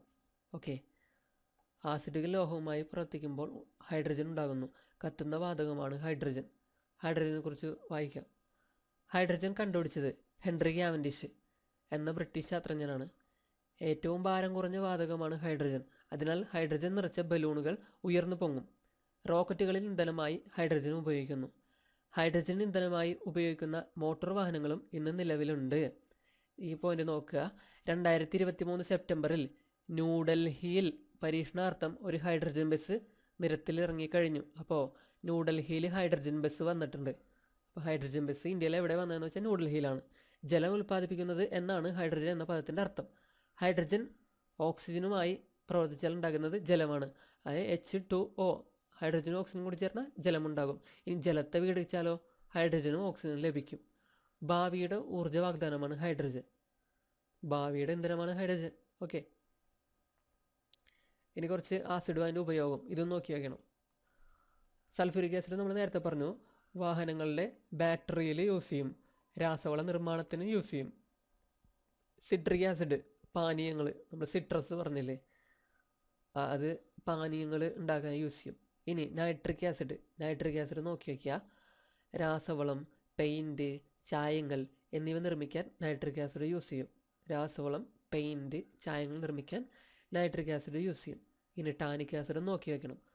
തുകൽ, മഷി എന്നിവ നിർമ്മിക്കാൻ ടാനിക് ആസിഡാണ് യൂസ് ചെയ്യുന്നത്. തുകൽ, മഷി എന്നിവ നിർമ്മിക്കാൻ ടാനിക് ആസിഡ് യൂസ് ചെയ്യും. ഓക്കെ, ഇനി ഈ ഒരു പോയിൻ്റ് ബേസുകളും അതിൻ്റെ ഉപയോഗം. ഇവിടെ ആസിഡും അതിൻ്റെ ഉപയോഗം പറഞ്ഞു, അതുപോലെ ബേസുകളും അതിൻ്റെ ഉപയോഗം. കാൽസ്യം ഹൈഡ്രോക്സൈഡ് ഗ്ലാസ് നിർമ്മാണത്തിനും മണ്ണിൻ്റെ അസിഡിറ്റി കുറയ്ക്കാനും ഈ ഒരു ബേസ് കാൽസ്യം ഹൈഡ്രോക്സൈഡ് ഉപയോഗിക്കും. അപ്പോൾ കാൽസ്യം ഹൈഡ്രോക്സൈഡ് എവിടെ ഉപയോഗിക്കും? ഗ്ലാസ് നിർമ്മിക്കാനും മണ്ണിൻ്റെ അസിഡിറ്റി കുറയ്ക്കാനും കാൽസ്യം ഹൈഡ്രോക്സൈഡ് ഉപയോഗിക്കും. ഇനി സോഡിയത്തിൻ്റെയും പൊട്ടാസ്യത്തിൻ്റെയും ഹൈഡ്രോക്സൈഡുകൾ സോപ്പ് നിർമ്മാണത്തിനാണ് ഉപയോഗിക്കുന്നത്. Sodium hydroxide soap, paper, rayon എന്നിവ നിർമ്മിക്കാൻ ഉപയോഗിക്കും. പൊട്ടാസ്യം ഹൈഡ്രോക്സൈഡ് സോഫ്റ്റ് സോപ്പ് ഉണ്ടാക്കാൻ ഉപയോഗിക്കും. അതായത് 2 ടൈപ്പ് സോപ്പുകളുണ്ട്. ഒന്ന് നമ്മുടെ അലക്കാനൊക്കെ ഉപയോഗിക്കുന്ന സോപ്പ്, പിന്നൊന്ന് കുളിക്കാൻ യൂസ് ചെയ്യുന്ന സോപ്പ്. ഇവിടെ കോഡ് എന്താണെന്ന് വെച്ചാൽ പൊട്ടൻ കുളിക്കുന്നു എന്നൊരു കോഡുണ്ട്. അത് പൊട്ടാസ്യം ഹൈഡ്രോക്സൈഡ് കുളിക്കാൻ സോഫ്റ്റ് സോപ്പായിട്ട് യൂസ് ചെയ്യുന്നു. പിന്നെ സോഡിയം ഹൈഡ്രോക്സൈഡ്, സോഡിയം പൊട്ടാസ്യം ഉള്ള ഒരു കോമ്പിനേഷൻ തന്നെ. അപ്പോൾ സോഡിയം ഹൈഡ്രോക്സൈഡ് അലക്ക് സോപ്പ് യൂസ് ചെയ്യാനായിട്ട്, ക്രിയേറ്റ് ചെയ്യാനായിട്ട് യൂസ് ചെയ്യും. ഓക്കെ, ഇനി അലുമിനിയം ഹൈഡ്രോക്സൈഡും മഗ്നീഷ്യം ഹൈഡ്രോക്സൈഡും മരുന്നുകളിൽ ഉപയോഗിക്കുന്നുണ്ട്. അലുമിനിയം ഹൈഡ്രോക്സൈഡും മഗ്നീഷ്യം ഹൈഡ്രോക്സൈഡും മരുന്നുകളിൽ ഉപയോഗിക്കുന്നുണ്ട്. നമ്മൾ നേരത്തെ പറഞ്ഞു കാൽസ്യം ഹൈഡ്രോക്സൈഡ് ഗ്ലാസ് നിർമ്മിക്കാനും മണ്ണിൻ്റെ അസിഡിറ്റി കുറയ്ക്കാനും ഉപയോഗിക്കുന്നുണ്ട്. ഓക്കെ, ഇതൊക്കെ ജസ്റ്റ് വായിച്ചു പോവുക. ഇനി ലിറ്റ്മസ് പേപ്പറൊക്കെ വായിച്ചു. ഈ ചാപ്റ്റർ ആകെ ഇത്രയേ ഉള്ളൂ. ഓക്കെ, ഇനി നമുക്ക് ഇലക്ട്രിക്കലുമായി ബന്ധപ്പെട്ട വൈദ്യുതിയുടെ ലോകം എന്ന് പറയുന്ന ചാപ്റ്ററാണ്. ഓക്കെ, വൈദ്യുത സ്രോതസ്സുകൾ ഇതിൽ വായിച്ച കുറച്ചൊക്കെ കിട്ടും നമുക്ക്. വൈദ്യുത സെല്ലുകൾ, ജനറേറ്റർ, സോളാർ സെല്ലുകൾ തുടങ്ങിയ വൈദ്യുതി നൽകുന്ന സംവിധാനങ്ങളെയാണ് വൈദ്യുത സ്രോതസ് എന്ന് പറയുന്നത്. രാസോർജത്തെ വൈദ്യുതോർജ്ജമാക്കി മാറ്റാൻ കഴിയുന്ന സംവിധാനമാണ് വൈദ്യുത സെല്ലുകൾ. അത് സെല്ലെന്ന് വെച്ചാൽ ഒരു ജസ്റ്റ് ഈ ഒരു എന്താ പറയുക, ചെറിയ സെറ്റപ്പാണ് സെല്ലെന്ന് പറയുന്നത്, പോസിറ്റീവ് നെഗറ്റീവ് ഉള്ളത്. ഓക്കെ, ആ സെല്ലുകളെ കൂട്ടിയിട്ടാണ് ബാറ്ററി ആക്കുന്നത്. ഇപ്പോൾ കെമിക്കലാണല്ലോ അതിനകത്തുള്ളത്, ആ കെമിക്കലിൽ നിന്നാണ് വൈദ്യുതി ഉണ്ടാക്കുന്നത്. അതാണ് രാസോർജ്ജത്തെ വൈദ്യുത ഊർജ്ജമാക്കി മാറ്റാൻ കഴിയുന്ന സംവിധാനമാണ് വൈദ്യുത സെല്ല്. വൈദ്യുതോർജ്ജം അതിനകത്ത് രാസോർജ്ജമായിട്ടാണ് സ്റ്റോർ ചെയ്തിട്ടുള്ളത്. നേരെ തിരിച്ചു പറഞ്ഞു എന്ന് മാത്രം. വൈദ്യുതോർജ്ജം അതിനകത്ത് രാസോർജ്ജമായിട്ടാണ് സ്റ്റോർ ചെയ്തിട്ടുള്ളത്. ഒന്നിലധികം സെല്ലുകൾ ഗ്രൂപ്പായി ഘടിപ്പിച്ച് നിർമ്മിക്കുന്ന സംവിധാനമാണ് ബാറ്ററി. ഓക്കെ, ഇതൊരു സെല്ല്, രണ്ടും കണക്ട് ചെയ്തപ്പോൾ അതൊരു ബാറ്ററി. ഓക്കെ, ഇതിൽ ഏത് പിക്ചറാണ് ശരിയായിട്ടുള്ളതെന്ന് വെച്ചാൽ ഇത് എയും സിയും ശരിയാണ്, ബി തെറ്റാണ്. ഇവിടെ പോസിറ്റീവ് നെഗറ്റീവ് കണക്ഷനേ വരാറുള്ളൂ. ഓക്കെ, പോസിറ്റീവ് വരില്ല. ഒക്കെ വെറുതെ കണ്ടാൽ മതി. ഇനി വൈദ്യുതിയുടെ ലഘുചരിത്രം. വൈദ്യുതി, പ്രകാശം, താപം, ശബ്ദം തുടങ്ങിയവ വിവിധ ഊർജ്ജരൂപങ്ങളാണ്. വളരെയധികം ആവശ്യങ്ങൾക്ക് നാം ഉപയോഗിക്കുന്ന ഊർജ്ജരൂപമാണ് വൈദ്യുതി. ഒരുതരം മരക്കറ ഉറച്ചുണ്ടാവുന്ന ആംബർ എന്ന പദാർത്ഥം കമ്പിളിയിൽ ഉരസുമ്പോൾ തലമുടി പോലുള്ള വസ്തുക്കളെ ആകർഷിക്കുന്നുണ്ടെന്ന് പുരാതന ഗ്രീക്കുകാർ മനസ്സിലാക്കിയിരുന്നു.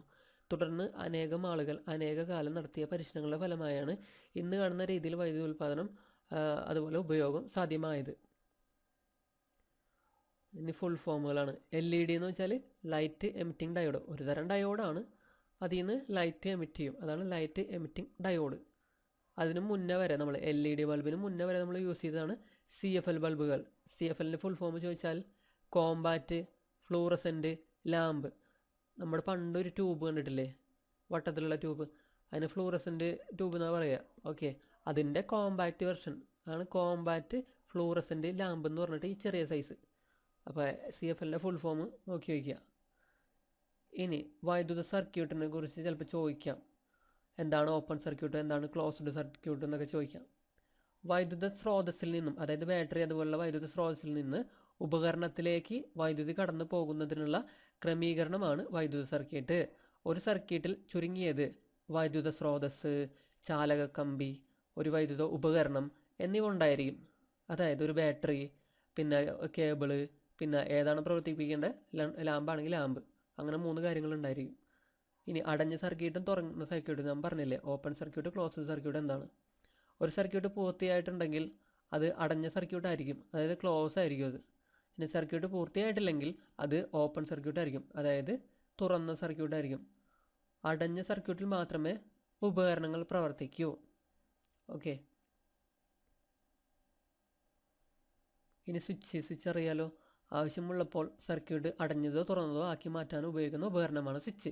സ്വിച്ച് ഓൺ ആക്കുമ്പോൾ സർക്യൂട്ട് അടഞ്ഞതാകുന്നു, സ്വിച്ച് ഓഫ് ആക്കുമ്പോൾ സർക്യൂട്ട് തുറന്നതാകുന്നു. വിവിധ തരം സ്വിച്ചുകളാണ് സാധാരണ സ്വിച്ച്.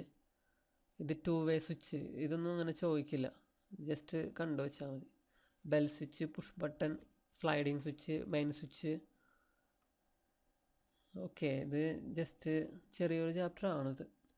ഇനി കുജാലയങ്ങളും സുജാലയങ്ങളും, കണ്ടക്ടറും ഇൻസുലേറ്റേഴ്സും. വൈദ്യുതി കടത്തിവിടുന്ന വസ്തുക്കളാണ് ചാലകങ്ങൾ, വൈദ്യുതി കടത്തിവിടാത്ത വസ്തുക്കളാണ് ഇൻസുലേറ്റേഴ്സ്. നമുക്കറിയാം മെറ്റൽസ് എല്ലാം കണ്ടക്ടേഴ്സാണ്. ഇരുമ്പ്, സ്വർണം, ചെമ്പ്, സ്റ്റീല്, ഗ്രാഫൈറ്റ്, വാട്ടർ തുടങ്ങിയ വൈദ്യുത ചാലകങ്ങളാണ്. ഉണങ്ങിയ മരക്കഷ്ണം, കടലാസ്, പ്ലാസ്റ്റിക് തുടങ്ങിയവയൊക്കെ ഇൻസുലേറ്റേഴ്സാണ്. ഇനി ലോഹങ്ങളെക്കുറിച്ച്. തിളക്കമുള്ളതും കടുപ്പമുള്ളതും ബലമുള്ളതുമായ പദാർത്ഥങ്ങളാണ് ലോഹങ്ങൾ. ഇരുമ്പ്, ചെമ്പ്, വെള്ളി, സ്വർണം, അലുമിനിയം, സിങ്ക്, ലെഡ്, മെർക്കുറി, നിക്കല് തുടങ്ങിയ അനേകം ലോഹങ്ങൾ കണ്ടെത്തിയിട്ടുണ്ട്. ലോഹങ്ങളെല്ലാം സാധാരണ അന്തരീക്ഷ താപനിലയിൽ ഖരാവസ്ഥയിലാണ് കാണുന്നത്. എന്നാൽ മെർക്കുറി അഥവാ രസം ദ്രാവകാവസ്ഥയിലാണ് സ്ഥിതി ചെയ്യുന്നത്. എല്ലാ ലോഹങ്ങളും വൈദ്യുതിയുടെ ചാലകങ്ങളാണ്. ലോഹങ്ങളുടെ കണ്ടെത്തലും ഉപയോഗവും മനുഷ്യജീവിതത്തിൽ വലിയ മാറ്റങ്ങൾ വരുത്തിയിട്ടുണ്ട്. പ്രാചീന ശിലായുഗത്തിൽ നിന്ന് താമ്രശിലായുഗത്തിൽ എത്തിയപ്പോൾ ഉപകരണങ്ങളിലും കൃഷിയിലും സാമൂഹ്യ ജീവിതത്തിലും വന്ന മാറ്റം നിങ്ങൾ മനസ്സിലാക്കിയിട്ടുണ്ടല്ലോ. ഇനി വീടുകളിൽ ഉപയോഗിക്കുന്ന വയറിനകത്ത് ഏത് മെറ്റലായിരിക്കും? അത് ചെമ്പായിരിക്കും. പക്ഷേ നമ്മുടെ റോഡിലൊക്കെ പോകുമ്പോൾ ഉള്ള വൈദ്യുത പോസ്റ്റുകളിൽ ഉപയോഗിക്കുന്ന കണ്ടക്ടർ ഏതായിരിക്കും? അത് അലുമിനിയം ആയിരിക്കും. അപ്പോൾ വീടുകളിൽ ചെമ്പും പോസ്റ്റുകളിൽ അലുമിനിയം ആയിരിക്കും. ഇത് ഓർത്ത് വയ്ക്കുക. ഓക്കെ, ഇനി കുറച്ച് സർക്യൂട്ടുകൾ നമുക്ക് ചെയ്യാനായിട്ടുള്ള. ഓക്കെ, ഇനി സിമ്പലുകൾ, ചിലപ്പോൾ സിമ്പിൾ ചോദിച്ചാൽ എഴുതാൻ പറ്റണം. ഓക്കെ, ഈ സ്ട്രെയിറ്റ് ഒരു ലൈനാണെങ്കിൽ അത് കണ്ടക്ടർ ആയിരിക്കും. നമ്മൾ സർക്യൂട്ട് വരയ്ക്കുമ്പോൾ ജസ്റ്റ് ഒരു ലൈൻ വരച്ചാൽ അത് കണ്ടക്ടർ ആയിരിക്കും. ഇനി ഇങ്ങനൊരു സിമ്പിൾ, അതായത് സ്വിച്ചിൻ്റെ സിമ്പിൾ ജസ്റ്റ് നോക്കി വയ്ക്കുക. ഇത് ഓപ്പൺ സർക്യൂട്ടും അതുപോലെ ഇത് അടഞ്ഞ പോലെ കൊടുക്കുന്നത് ക്ലോസ് സർക്യൂട്ടും ആയിരിക്കും. പിന്നെ ജസ്റ്റ് ഒരു വലിയ വര ഒരു ചെറിയ വരയാണെങ്കിൽ അത് സെല്ലായിരിക്കും. അത് 2 വരച്ച് കഴിയുമ്പോൾ അത് ബാറ്ററി ആയിരിക്കും. ഈ ഒരു സിമ്പിൾ നോക്കി വയ്ക്കുക. ഇത് പ്രകാശിക്കാത്ത ബൾബും അതിൽ നിന്ന് ലൈറ്റ് പുറത്തേക്ക് പോകുന്നത് പോലെ വരച്ചാൽ പ്രകാശിക്കുന്ന ബൾബും. ഇത് ബസറിൻ്റെ സിമ്പിൾ. മിനി മോട്ടറിൻ്റെ M ആണ്. M എന്ന് വെച്ചാൽ മോട്ടറാണ്, മിനി മോട്ടറൊന്നും മാത്രമല്ല. ഓക്കെ, ഡയോഡിൻ്റെ സിമ്പിളാണ് ഇങ്ങനെ. അതിൽ നിന്ന് പ്രകാശം പോണ പോലെ കാണിച്ചാൽ ലൈറ്റ് എമിറ്റിംഗ് ഡയോഡ്. ഓക്കെ, ചിലപ്പോൾ ഇങ്ങനെയൊക്കെ ചിലപ്പോൾ ഫോട്ടോ വന്നിട്ടൊക്കെ ചോദിക്കാം. അപ്പോൾ അതുകൊണ്ട് ജസ്റ്റ് ഒന്ന് നോക്കി വയ്ക്കുക, ഒന്നും വിട്ടുപോകരുത്. ഇനി വൈദ്യുത ഷോക്ക്. ശരീരത്തിലൂടെ വൈദ്യുതി പ്രവഹിക്കുമ്പോൾ ഷോക്ക് ഏൽക്കുന്നു. ജീവനുള്ള കോശങ്ങളിൽ വെള്ളത്തിൻ്റെ സാന്നിധ്യമുള്ളതിനാൽ ശരീരം വൈദ്യുത ചാലകമാണ്. പൊട്ടിയ വൈദ്യുതി ലൈനോ ഇൻസുലേഷൻ ഇല്ലാത്ത സർക്യൂട്ട് പോലുള്ള ഒരു ബാഹ്യ വൈദ്യുത സ്രോതസ്സോ ശരീരവുമായി സമ്പർക്കത്തിലെത്തുമ്പോൾ വൈദ്യുത ആഘാതം സംഭവിക്കുന്നു. ഇത് ചില സമയങ്ങളിൽ ഗുരുതരമായ പൊള്ളലേൽപ്പിക്കുന്നു. വൈദ്യുതാഘാതം മൂലമുണ്ടാകുന്ന മരണത്തിൻ്റെ പ്രധാന കാരണം ഹൃദയാഘാതം അവിടെ സംഭവിക്കുമ്പോഴാണ് മരണത്തിന് കാരണം സംഭവിക്കുന്നത്. ഓക്കെ, ഷോക്ക് അടിക്കുമ്പോൾ അവിടെ ഹാർട്ട് അറ്റാക്ക് സംഭവിക്കുന്നു. അങ്ങനെയാണ് ആൾ മരിക്കുന്നത്. ഇനി മിന്നലും വൈദ്യുതിയും. മഴക്കാലത്ത് അന്തരീക്ഷത്തിൽ കാണുന്ന മിന്നൽ ശ്രദ്ധിച്ചിട്ടില്ലേ? മേഘങ്ങളിൽ വളരെ ഉയർന്ന അളവിൽ വൈദ്യുത ചാർജ് ഉണ്ടാകാറുണ്ട്. മേഘങ്ങളിലെ ചാർജ് അടുത്തുള്ള മേഘങ്ങളിലേക്കോ ഭൂമിയിലേക്കോ കൈമാറ്റം ചെയ്യുന്നതാണ് മിന്നലിന് കാരണം. ഇടിമിന്നൽ അതിശക്തമായ വൈദ്യുത പ്രവാഹം ആയതിനാലാണ് മിന്നലേറ്റ് അപകടങ്ങൾ ഉണ്ടാകുന്നത്. ഓക്കെ, ഇലക്ട്രോൺ ബാങ്ക് എന്നറിയപ്പെടുന്നത് എന്താണ്? നമ്മുടെ ഭൂമിയാണ്. ഇലക്ട്രോണുകളുടെ ബാങ്ക് എന്ന് പറയുന്നത് നമ്മുടെ ഭൂമിയാണ്. ഓക്കെ, ഇനി ഷോക്കേറ്റാൽ ചെയ്യാൻ പാടില്ലാത്തതും ചെയ്യേണ്ടതുമായ കാര്യങ്ങൾ. വൈദ്യുത ബന്ധം ഒഴിവാക്കുകയാണ് ആദ്യം ചെയ്യേണ്ടത്. ആദ്യം ഓഫ് ചെയ്യുക. ഓക്കെ, ഇതിനായി സ്വിച്ച് ഓഫ് ചെയ്യുകയോ ഫ്യൂസ് ഊരി മാറ്റുകയോ ചെയ്യാം. ഇത് സാധ്യമല്ലാത്ത സന്ദർഭത്തിൽ ഉണങ്ങിയ മരക്കമ്പോ ചാലകമല്ലാത്ത മറ്റേതെങ്കിലും വസ്തുക്കളോ ഉപയോഗിച്ച് ഷോക്കേറ്റയാളെ സർക്യൂട്ടിൽ നിന്ന് തള്ളി മാറ്റണം. ഇനി ഹൃദയമിടിപ്പ് നിലച്ചിട്ടുണ്ടെങ്കിൽ ഷോക്കേറ്റയാളുടെ നെഞ്ചിൽ കൈകൾ മേൽക്കുമേൽ വെച്ച് തുടർച്ചയായി അമർത്തുക. ഓക്കെ, ഹൃദയം പ്രവർത്തിക്കുന്നത് വരെ ഇത് ചെയ്യണം. സ്വയം ശ്വസിക്കാൻ കഴിയുന്നില്ലെങ്കിൽ കൃത്രിമശ്വാസം നൽകണം. ശരീരം തിരുമ്മി ചൂടാക്കണം. ഓക്കെ, ഷോക്ക് ഗുരുതരമാണെങ്കിൽ ഷോക്കേറ്റ വ്യക്തിയെ ഉടനെ ആശുപത്രിയിൽ എത്തിക്കണം. ഈ തിരുമ്മണം എന്ന് പറയുന്നത് ശരീരം ചൂടാക്കുകയാണ്. നമുക്ക് ഷോക്ക് കേൾക്കുമ്പോൾ നമ്മുടെ ബ്ലഡ് കട്ടയാകും, ഫ്ലോ നടക്കില്ല. അപ്പം അത് ചൂടാക്കിയിട്ട് ആ ഒരു ഫ്ലോ കണ്ടിന്യൂസ് കൊണ്ടുവരാൻ വേണ്ടിയിട്ടാണ് നമ്മൾ ചൂടാക്കണം എന്ന് പറയുന്നത്. ഓക്കെ, ബ്ലഡിൻ്റെ വിസ്കോസിറ്റി വിസ്കോസിറ്റി കൂടും. ഓക്കെ, അപ്പോൾ അത് മാറ്റാൻ വേണ്ടിയിട്ടാണ്, വിസ്കോസിറ്റി കുറയ്ക്കാൻ വേണ്ടിയിട്ടാണ് നമ്മൾ ചൂടാക്കുന്നത്. ഓക്കെ, ഇനി ജനറേറ്ററിൻ്റെ തത്വം എന്താണ് നമ്മൾ ആദ്യം പഠിച്ചിട്ടുള്ളത്? ജസ്റ്റ് യാന്ത്രികോർജ്ജം ഇലക്ട്രിക്കൽ എനർജി ആക്കുന്നു എന്നാണ് പഠിച്ചിട്ടുള്ളത്. പക്ഷേ ഇവിടെ ഒരു പോയിന്റ് വരുന്നുണ്ട്. ഈ ജനറേറ്ററിനകത്ത് ഡീസൽ പോലെയുള്ള ഇന്ധനങ്ങളാണ്, അതായത് കെമിക്കലാണ്.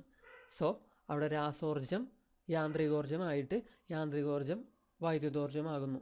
അങ്ങനെ ഒരു സ്റ്റെപ്പും കൂടി ഉണ്ട്.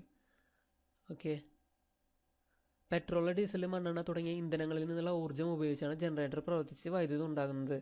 ജനറേറ്ററിൽ രാസോർജം ആദ്യം യാന്ത്രികോർജ്ജമായും പിന്നീട് വൈദ്യുതോർജ്ജമായുമാണ് മാറുന്നത്. ഓക്കെ, അപ്പോൾ ആ ഒരു പോയിന്റ് ഓർത്ത് വയ്ക്കുക. രാസോർജ്ജമുണ്ട്, അതിനുശേഷം യാന്ത്രികോർജ്ജമാകുന്നു, പിന്നീട് വൈദ്യുതോർജ്ജമാകുന്നു. ഇനി വൈദ്യുത നിലയങ്ങൾ, ഇത് നമുക്കറിയാം. ഡാമിനെ കുറിച്ച് നമുക്കറിയാം. ഓക്കെ, സൂര്യനിൽ നിന്നുള്ള ഊർജ്ജം വൈദ്യുതോർജ്ജമാക്കി മാറ്റുന്നതിനുള്ള സംവിധാനമാണ് സോളർ സെല്ലുകൾ. ഒന്നിലധികം സോളർ സെല്ലുകൾ ചേർന്നാണ് സോളാർ പാനൽ. ഭാവിയിൽ വരാവുന്ന ഊർജ്ജ പ്രതിസന്ധികളുടെ പരിഹാരമാണ് സൗരോർജ്ജം. ചെലവ് കുറഞ്ഞ രീതിയിൽ സൗരോർജ്ജം പ്രയോജനപ്പെടുത്താവുന്ന സാങ്കേതികവിദ്യകൾ വികസിച്ച് വരേണ്ടതുണ്ട്. ഓക്കെ, ഈ ചാപ്റ്റർ ആകെ ഇത്രയേ ഉള്ളൂ. ഇനി 4ാമത്തെ ചാപ്റ്ററാണ് പ്രകാശം പ്രതിഫലിക്കുമ്പോൾ, ഫിസിക്സാണ്. നമുക്കറിയാവുന്ന കുറച്ച് കാര്യങ്ങളൊക്കെ ഉണ്ടാവും. സുതാര്യ വസ്തു, അതാര്യ വസ്തു, അർദ്ധധാര്യ വസ്തു. പ്രകാശം നന്നായി കടത്തിവിടുന്നുണ്ടെങ്കിൽ അതിനെ സുതാര്യ വസ്തു എന്നും, പ്രകാശം ഭാഗികമായിട്ടാണ് കടത്തിവിടുന്നതെങ്കിൽ അതിനെ അർദ്ധധാര്യ വസ്തു എന്നും, പ്രകാശം കടത്തിവിടാത്ത വസ്തുക്കളെ അധാര്യ വസ്തു എന്നാണ് പറയുന്നത്. അതായത് പ്രകാശം കടത്തിവിടാത്ത അധാര്യ വസ്തുക്കൾക്കാണ് നിഴലുകളെ ക്രിയേറ്റ് ചെയ്യാൻ സാധിക്കുന്നത്. പിന്നെ അർദ്ധധാര്യ വസ്തുക്കൾക്ക് എക്സാമ്പിൾ ചോദിച്ചാൽ ഈ എണ്ണ പേപ്പറുകളൊക്കെ ഇല്ലേ, അതൊക്കെ അർദ്ധധാര്യ വസ്തുക്കളാണ്, കുറച്ച് കടത്തിവിടുമല്ലോ. അതുകൊണ്ട് അതിൻ്റെ ഒരു എക്സാമ്പിളാണ്. ഈ ഒരു ചാപ്റ്റർ കുറച്ചേ ഉള്ളൂ. ഓക്കെ, ഇത് നോക്കി വയ്ക്കുക. ഇംഗ്ലീഷ് സാഹിത്യകാരനായ H.G. Wells the invisible man എന്ന് പറയുന്ന നോവലിൻ്റെ സൃഷ്ടാവാണ് H.G. Wells. The invisible man നോവലിലെ കഥാപാത്രമാണ് ശാസ്ത്രജ്ഞനായ ഗ്രിഫിൻ. താൻ നടത്തിയ പരീക്ഷണങ്ങളുടെ ഫലമായി ഗ്രിഫിൻ്റെ ശരീരം സുതാര്യമായി മാറുന്നു. ഇങ്ങനെ അദൃശ്യമായി മാറിയ ഗ്രിഫിൻ്റെ ജീവിതത്തിൽ നടക്കുന്ന കാര്യങ്ങളാണ് ഈ നോവലിൽ പറയുന്നത്. The invisible man, H.G. Wells. Okay, സമതല ദർപ്പണത്തിനെ കുറിച്ച് പറയുന്നുണ്ട്. ഓക്കെ, പ്രകാശത്തിൻ്റെ പ്രതിപതനം. പ്രകാശം വസ്തുക്കളിൽ തട്ടി തിരിച്ചു വരുന്നതാണ് പ്രകാശത്തിൻ്റെ പ്രതിപതനം. ഓക്കെ, ഇനി ക്രമപ്രതിപതനവും വിസരിത പ്രതിപതനവും. മിനുസമുള്ള പ്രതലങ്ങളിൽ പ്രകാശം പതിക്കുമ്പോൾ ക്രമമായി പ്രതിപദിക്കുന്നു. ഇതാണ് ക്രമപ്രതിപതനം. പ്രകാശത്തെ ക്രമമായി പ്രതിപദിക്കുന്ന പ്രതലങ്ങളാണ് ദർപ്പണങ്ങൾ. ഓക്കെ, ദർപ്പണങ്ങൾ. ഇനി മിനുസമല്ലാത്ത പ്രതലങ്ങളിൽ പ്രകാശം പതിക്കുമ്പോൾ പല ദിശകളിലേക്കും ചിതറിപ്പോകും. ഇതാണ് വിസരിത പ്രതിപതനം. അപ്പം മിനുസമുള്ളിടത്ത് ക്രമപ്രതിപതനം. എക്സാമ്പിൾ കണ്ണാടികൾ, ദർപ്പണങ്ങൾ. ഓക്കെ, ഇനി മിനുസമല്ലാത്ത സ്ഥലങ്ങളിൽ തട്ടുമ്പോൾ സ്കാറ്റർ ചെയ്തു പോവും, ചെതറിപ്പോവും. അതാണ് വിസരിത പ്രതിപതനം. ഇനി കുറച്ച് പരീക്ഷണങ്ങൾ പറയുന്നുണ്ട്. ഓക്കെ, ഇവിടെ ഒരു പോയിൻ്റ് ഉണ്ട്. അതായത് ഇത് ദർപ്പണമെന്ന് വിചാരിക്കുക. അതിലേക്ക് ഒരാങ്കിളിൽ ഒരു രശ്മി വന്ന് പതിക്കുമ്പോൾ ആ വന്ന് പതിക്കുന്ന രശ്മീനെ പതനരശ്മി എന്ന് വിളിക്കാം. അത് കഴിഞ്ഞിട്ട് അതിൽ നിന്ന് റിഫ്ലക്റ്റ് ചെയ്തിട്ട് പ്രതിപതിച്ച് പോകുന്ന രശ്മീനെ പ്രതിപതന രശ്മി എന്നും വിളിക്കാം. ഇനി പതനരശ്മി ഏത് ആംഗിളിലാണ് വന്ന് പതിക്കുന്നത് അതേ ആംഗിളിൽ തന്നെ, അതേ ഡിഗ്രിയിൽ തന്നെ പ്രതിപതന രശ്മിയും പോകും. ഇപ്പോൾ 60 ഡിഗ്രിയിൽ വന്ന് പതിച്ചാൽ 60 ഡിഗ്രി തന്നെ തിരിച്ചു പോകും. ഇത് ചോദിച്ചിട്ടുള്ളതാണ്, PYQ ആണത്. ദർപ്പണത്തിൽ പതിക്കുന്ന പ്രകാശരശ്മിയാണ് പതനരശ്മി. പതനരശ്മി ദർപ്പണത്തിൽ പതിക്കുന്ന ബിന്ദുവാണ് പതനബിന്ദു. പതനബിന്ദുവിൽ ദർപ്പണത്തിൽ നിന്ന് ലംബമായി വരയ്ക്കുന്ന രേഖയാണ് ലംബം. ഓക്കെ, പ്രകാശം പതനബിന്ദുവിൽ തട്ടി തിരിച്ചു വരുന്ന രശ്മിയാണ് പ്രതിപതന രശ്മി. ഓക്കെ, ഇനി പതനകോണും പ്രതിപതന കോണും അത് ഈക്വലായിരിക്കും. പതനരശ്മിക്കും ലംബത്തിനുമിടയിൽ കോണാണ് പതനകോൺ. പതനരശ്മിക്കും ലംബത്തിനും ഇടയിലുള്ള കോണാണ് പതനകോൺ. ഇനി പ്രതിപതന രശ്മിക്കും ലംബത്തിനും ഇടയിലുള്ള കോണാണ് പ്രതിപതന കോൺ. ഇനി എന്താണ് തലം? പതനതലം എന്ന് പറയില്ലേ, അതിനെക്കുറിച്ചാണ്. ഇവിടെ 2 പോയിന്റുകളുണ്ട്. അങ്ങനെ പതിക്കുന്നതും പ്രതിപതിക്കുന്നതുമായിട്ടുള്ള അതിൻ്റെ 2 നിയമങ്ങൾ.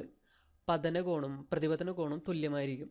അതുപോലെ പതനരശ്മിയും പ്രതിപതന രശ്മിയും പതനബിന്ദുവിലേക്കുള്ള ലംബവും ഒരേ തലത്തിൽ തന്നെ ആയിരിക്കും വരയ്ക്കുന്നത്. ഓക്കെ, അപ്പോൾ അത് ജസ്റ്റ് അറിഞ്ഞു വയ്ക്കുക. ഈ പതിക്കുന്നതും പ്രതിപതിച്ച് പോകുന്നതും ഈ ലംബം വരയ്ക്കുന്നതൊക്കെ ഒരൊറ്റ റീജിയൻ, ഒരേ തലത്തിലായിരിക്കും. ഓക്കെ, ഒരേ തലത്തിലായിരിക്കും അതൊക്കെ ഉള്ളത്, അതറിഞ്ഞു വയ്ക്കുക. ഇനി പ്രകാശവും കാഴ്ചയും. കണ്ണിലെ റെറ്റിനയിൽ വസ്തുക്കളുടെ പ്രതിബിംബം രൂപപ്പെട്ടാണ് നാം വസ്തുവിനെ കാണുന്നത്, അതറിയാലോ. ഇനി ഏതെങ്കിലും ഒരു പ്രകാശ സ്രോതസ്സിൽ നിന്ന് വരുന്ന പ്രകാശം വസ്തുക്കളിൽ തട്ടി പ്രതിപതിച്ച് നമ്മുടെ കണ്ണിലെത്തുമ്പോഴാണ് നാം ആ വസ്തുവിനെ കാണുന്നത്. എന്നാൽ പ്രകാശ സ്രോതസ്സുകളിൽ നാം കാണുന്നത് അവയിൽ നിന്നുള്ള പ്രകാശം നേരിട്ട് നമ്മുടെ കണ്ണിൽ എത്തുമ്പോഴാണ്. അതായത് പ്രകാശം വന്ന് വസ്തുവിൽ തട്ടി ആ വസ്തുവിൻ്റെ പ്രതിബിംബം കണ്ണിൽ വരും. ഇനി സ്രോതസ്സിനെ നേരിട്ട് കാണുമ്പോഴോ ആ നേരിട്ടുള്ള പ്രകാശം നമ്മുടെ കണ്ണിൽ തട്ടുമ്പോഴാണ് ആ ഒരു പ്രകാശ സ്രോതസ്സിനെ നമ്മൾ കാണുന്നത്. ജസ്റ്റ് ഒരു പോയിന്റ് പറഞ്ഞു എന്ന് മാത്രം. ഓക്കെ, ഉപരിതല നിരപ്പായ ദർപ്പണങ്ങളാണ് സമതല ദർപ്പണം. സമതല ദർപ്പണത്തിൽ നമ്മുടെ പ്രതിബിംബം കാണാൻ കഴിയുന്നു. ഇനി അതിൻ്റെ ഒരു വലിയ പ്രത്യേകതയാണ്, സമതല ദർപ്പണത്തിൽ വസ്തുവിൻ്റെ വലതുഭാഗം പ്രതിബിംബത്തിൻ്റെ ഇടതുഭാഗം ആയും വസ്തുവിൻ്റെ ഇടതുഭാഗം പ്രതിബിംബത്തിൻ്റെ വലതുഭാഗമായും കാണുന്നു. ഈ പ്രതിഭാസമാണ് പാർശ്വിക വിപര്യം. അപ്പോൾ സമതല ദർപ്പണത്തിൻ്റെ ഒരു പ്രത്യേകതയാണ് പാർശ്വിക വിപര്യം. വലത് ഇടതായും ഇടത് വലതായും ഓപ്പോസിറ്റായിട്ട് കാണപ്പെടുന്ന ഒരു രീതിയാണ് പാർശ്വിക വിപര്യം. അത് സമതല ദർപ്പണത്തിനുള്ളതാണ്. അത് യൂസ് ചെയ്യുന്ന ഒരു സന്ദർഭമാണ് ഈ ആംബുലൻസ് നമ്മൾ തലതിരിച്ചെഴുതിയിട്ട് കണ്ണാടിയിൽ നോക്കുമ്പോൾ നമുക്ക് കറക്റ്റായിട്ട് ആംബുലൻസ് എന്ന് വായിക്കാൻ കഴിയുന്നില്ലേ, അത് പാർശ്വിക വിപര്യമാണ്. ഓക്കെ, പാർശ്വിക വിപര്യം സമതല ദർപ്പണത്തിനുള്ള ഒരു പ്രത്യേകതയാണ്. പിന്നെ സമതല ദർപ്പണത്തിൻ്റെ വേറെ 2 പ്രത്യേകതകളാണ്. പ്രതിബിംബം പാർശ്വിക വിപര്യം കാണിക്കും. അതുപോലെ സമതല ദർപ്പണത്തിൽ വസ്തുവിൽ നിന്ന് ദർപ്പണത്തിലേക്കുള്ള ദൂരവും ദർപ്പണത്തിൽ നിന്ന് പ്രതിബിംബത്തിലേക്കുള്ള ദൂരവും തുല്യമായിരിക്കും. ഓക്കെ, അപ്പോൾ സമതല ദർപ്പണത്തിൽ വസ്തുവിൽ നിന്നുള്ള ദൂരവും പ്രതിബിംബത്തിൽ നിന്നുള്ള ദൂരവും ഈക്വലായിരിക്കും. അതുപോലെ വസ്തുവിൻ്റെ വലുപ്പവും പ്രതിബിംബത്തിൻ്റെ വലുപ്പവും തുല്യമായിരിക്കും. ഈ 3 പോയിന്റുകൾ അറിഞ്ഞിരിക്കണം.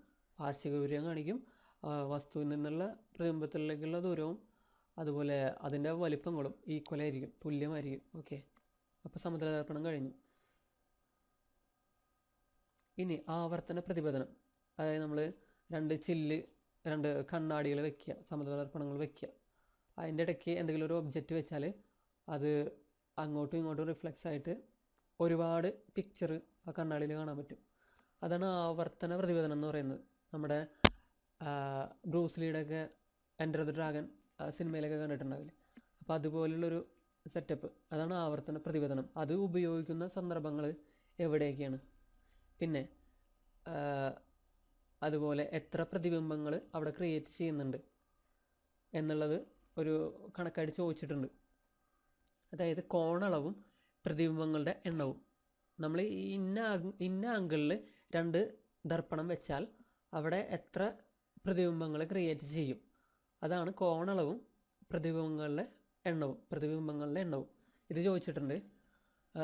കോണളവ് എക്സ് ആണെങ്കിൽ പ്രതിബിംബങ്ങളുടെ എണ്ണം 360/x-1. അതായത് 180 ഡിഗ്രിയിൽ കോണളവിൽ വെച്ച് കഴിഞ്ഞാൽ അവിടെ പ്രതിബിംബം എത്ര ഉണ്ടാകും എന്ന് ചോദിച്ചാൽ 360/180 ചെയ്ത് കിട്ടുന്നതിൽ നിന്ന് 1 കുറയ്ക്കുക. അപ്പോൾ 180 ചെയ്താൽ 2 കിട്ടും. 2 - 1 1, ഒരു പ്രതിബിംബം ഉണ്ടാകും. ഓക്കെ, ഇത് എന്തായാലും അറിഞ്ഞു വയ്ക്കുക. ഓക്കെ, എന്തായാലും പഠിച്ചു വയ്ക്കുക. ഇത് 360/x-1. ഇനി നമ്മൾ പറഞ്ഞ പോലെ ആവർത്തന പ്രതിപതനം ഉപയോഗിക്കുന്ന സന്ദർഭങ്ങളാണ് കലിഡോസ്കോപ്പ്. വളപ്പൊട്ടൊക്കെ ഇട്ടിട്ട് നോക്കില്ലേ, കലിഡോസ്കോപ്പ്. പിന്നെ പെരിസ്കോപ്പ് എന്ന് പറയുന്നത് നമ്മുടെ അന്തർവാഹിനി, മുങ്ങിക്കപ്പൽ, അങ്ങനെയുള്ള കാര്യങ്ങളിൽ പട്ടാളക്കാർ നിരീക്ഷിക്കുന്ന ഒരു സംഭവമാണ് പെരിസ്കോപ്പ് എന്ന് പറയുന്നത്. ഓക്കെ, രണ്ടിലും ആവർത്തന പ്രതിപതനം ആണ് ഉപയോഗിക്കുന്നത്. ആഴക്കടലിൽ സഞ്ചരിക്കുന്ന മുങ്ങിക്കപ്പലുകൾ, പിന്നെ പട്ടാളക്കാർ ഒക്കെ ഉപയോഗിക്കുന്ന ഒരു സാധനമാണ് പെരിസ്കോപ്പ്.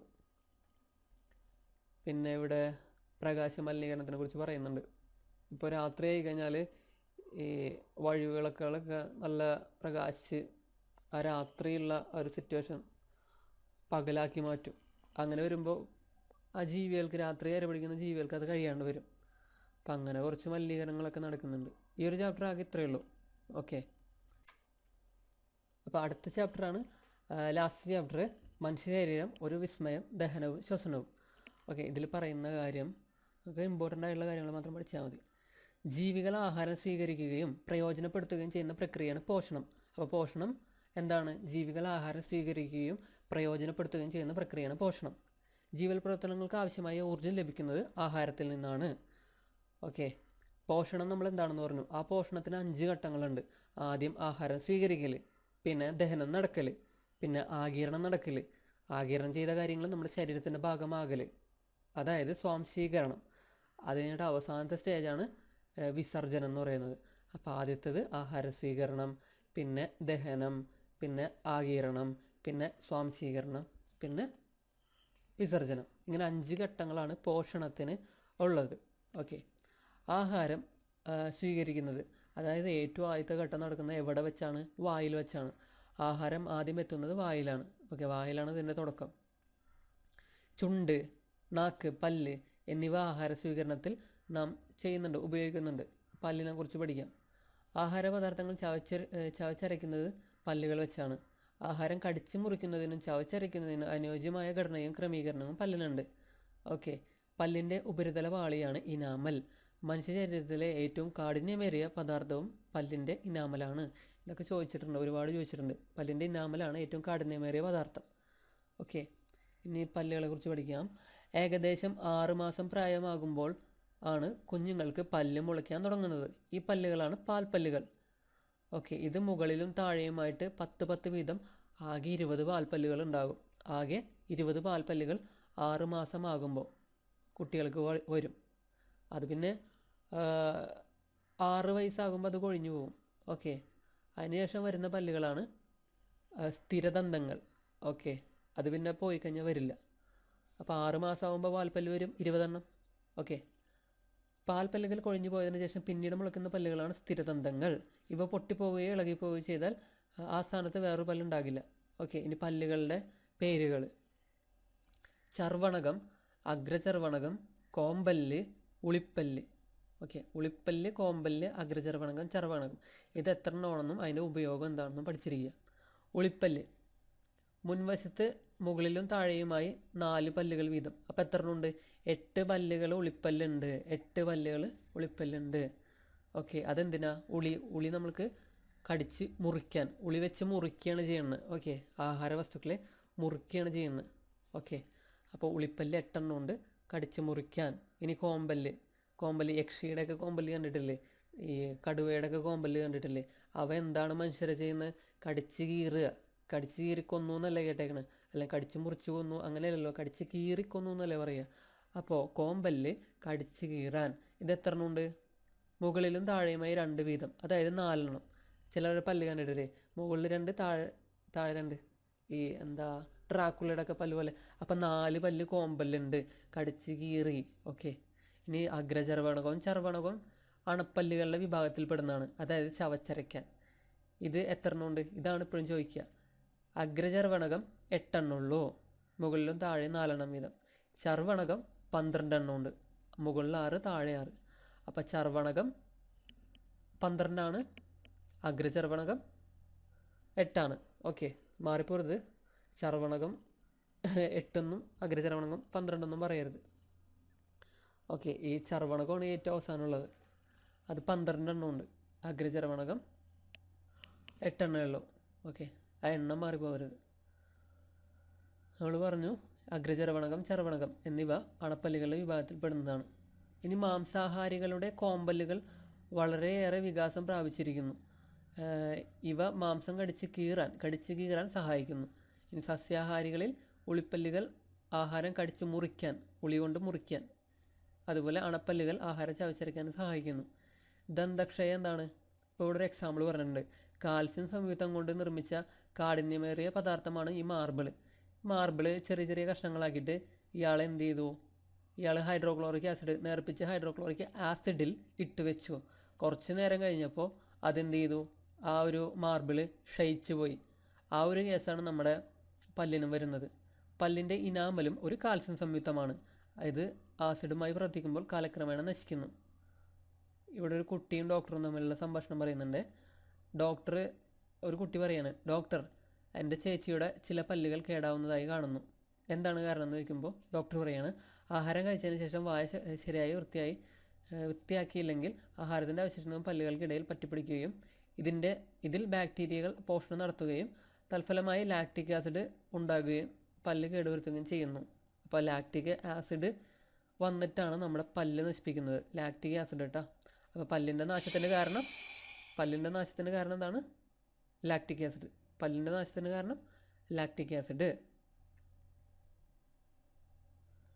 ഇപ്പോൾ പല്ലൊരു കാൽസ്യം സംയുക്തമാണെന്ന് അറിഞ്ഞിരിക്കുക. പല്ല് നശിപ്പിക്കുന്നത് ലാക്റ്റിക് ആസിഡാണ്. അപ്പോൾ പല്ലിൻ്റെ കാര്യം കഴിഞ്ഞു. ഇനിയിപ്പോൾ നാക്ക്. രുചിയറിയാൻ നാക്കിലെ സ്വാദുമുകുളങ്ങളെ നമ്മെ സഹായിക്കുന്നു.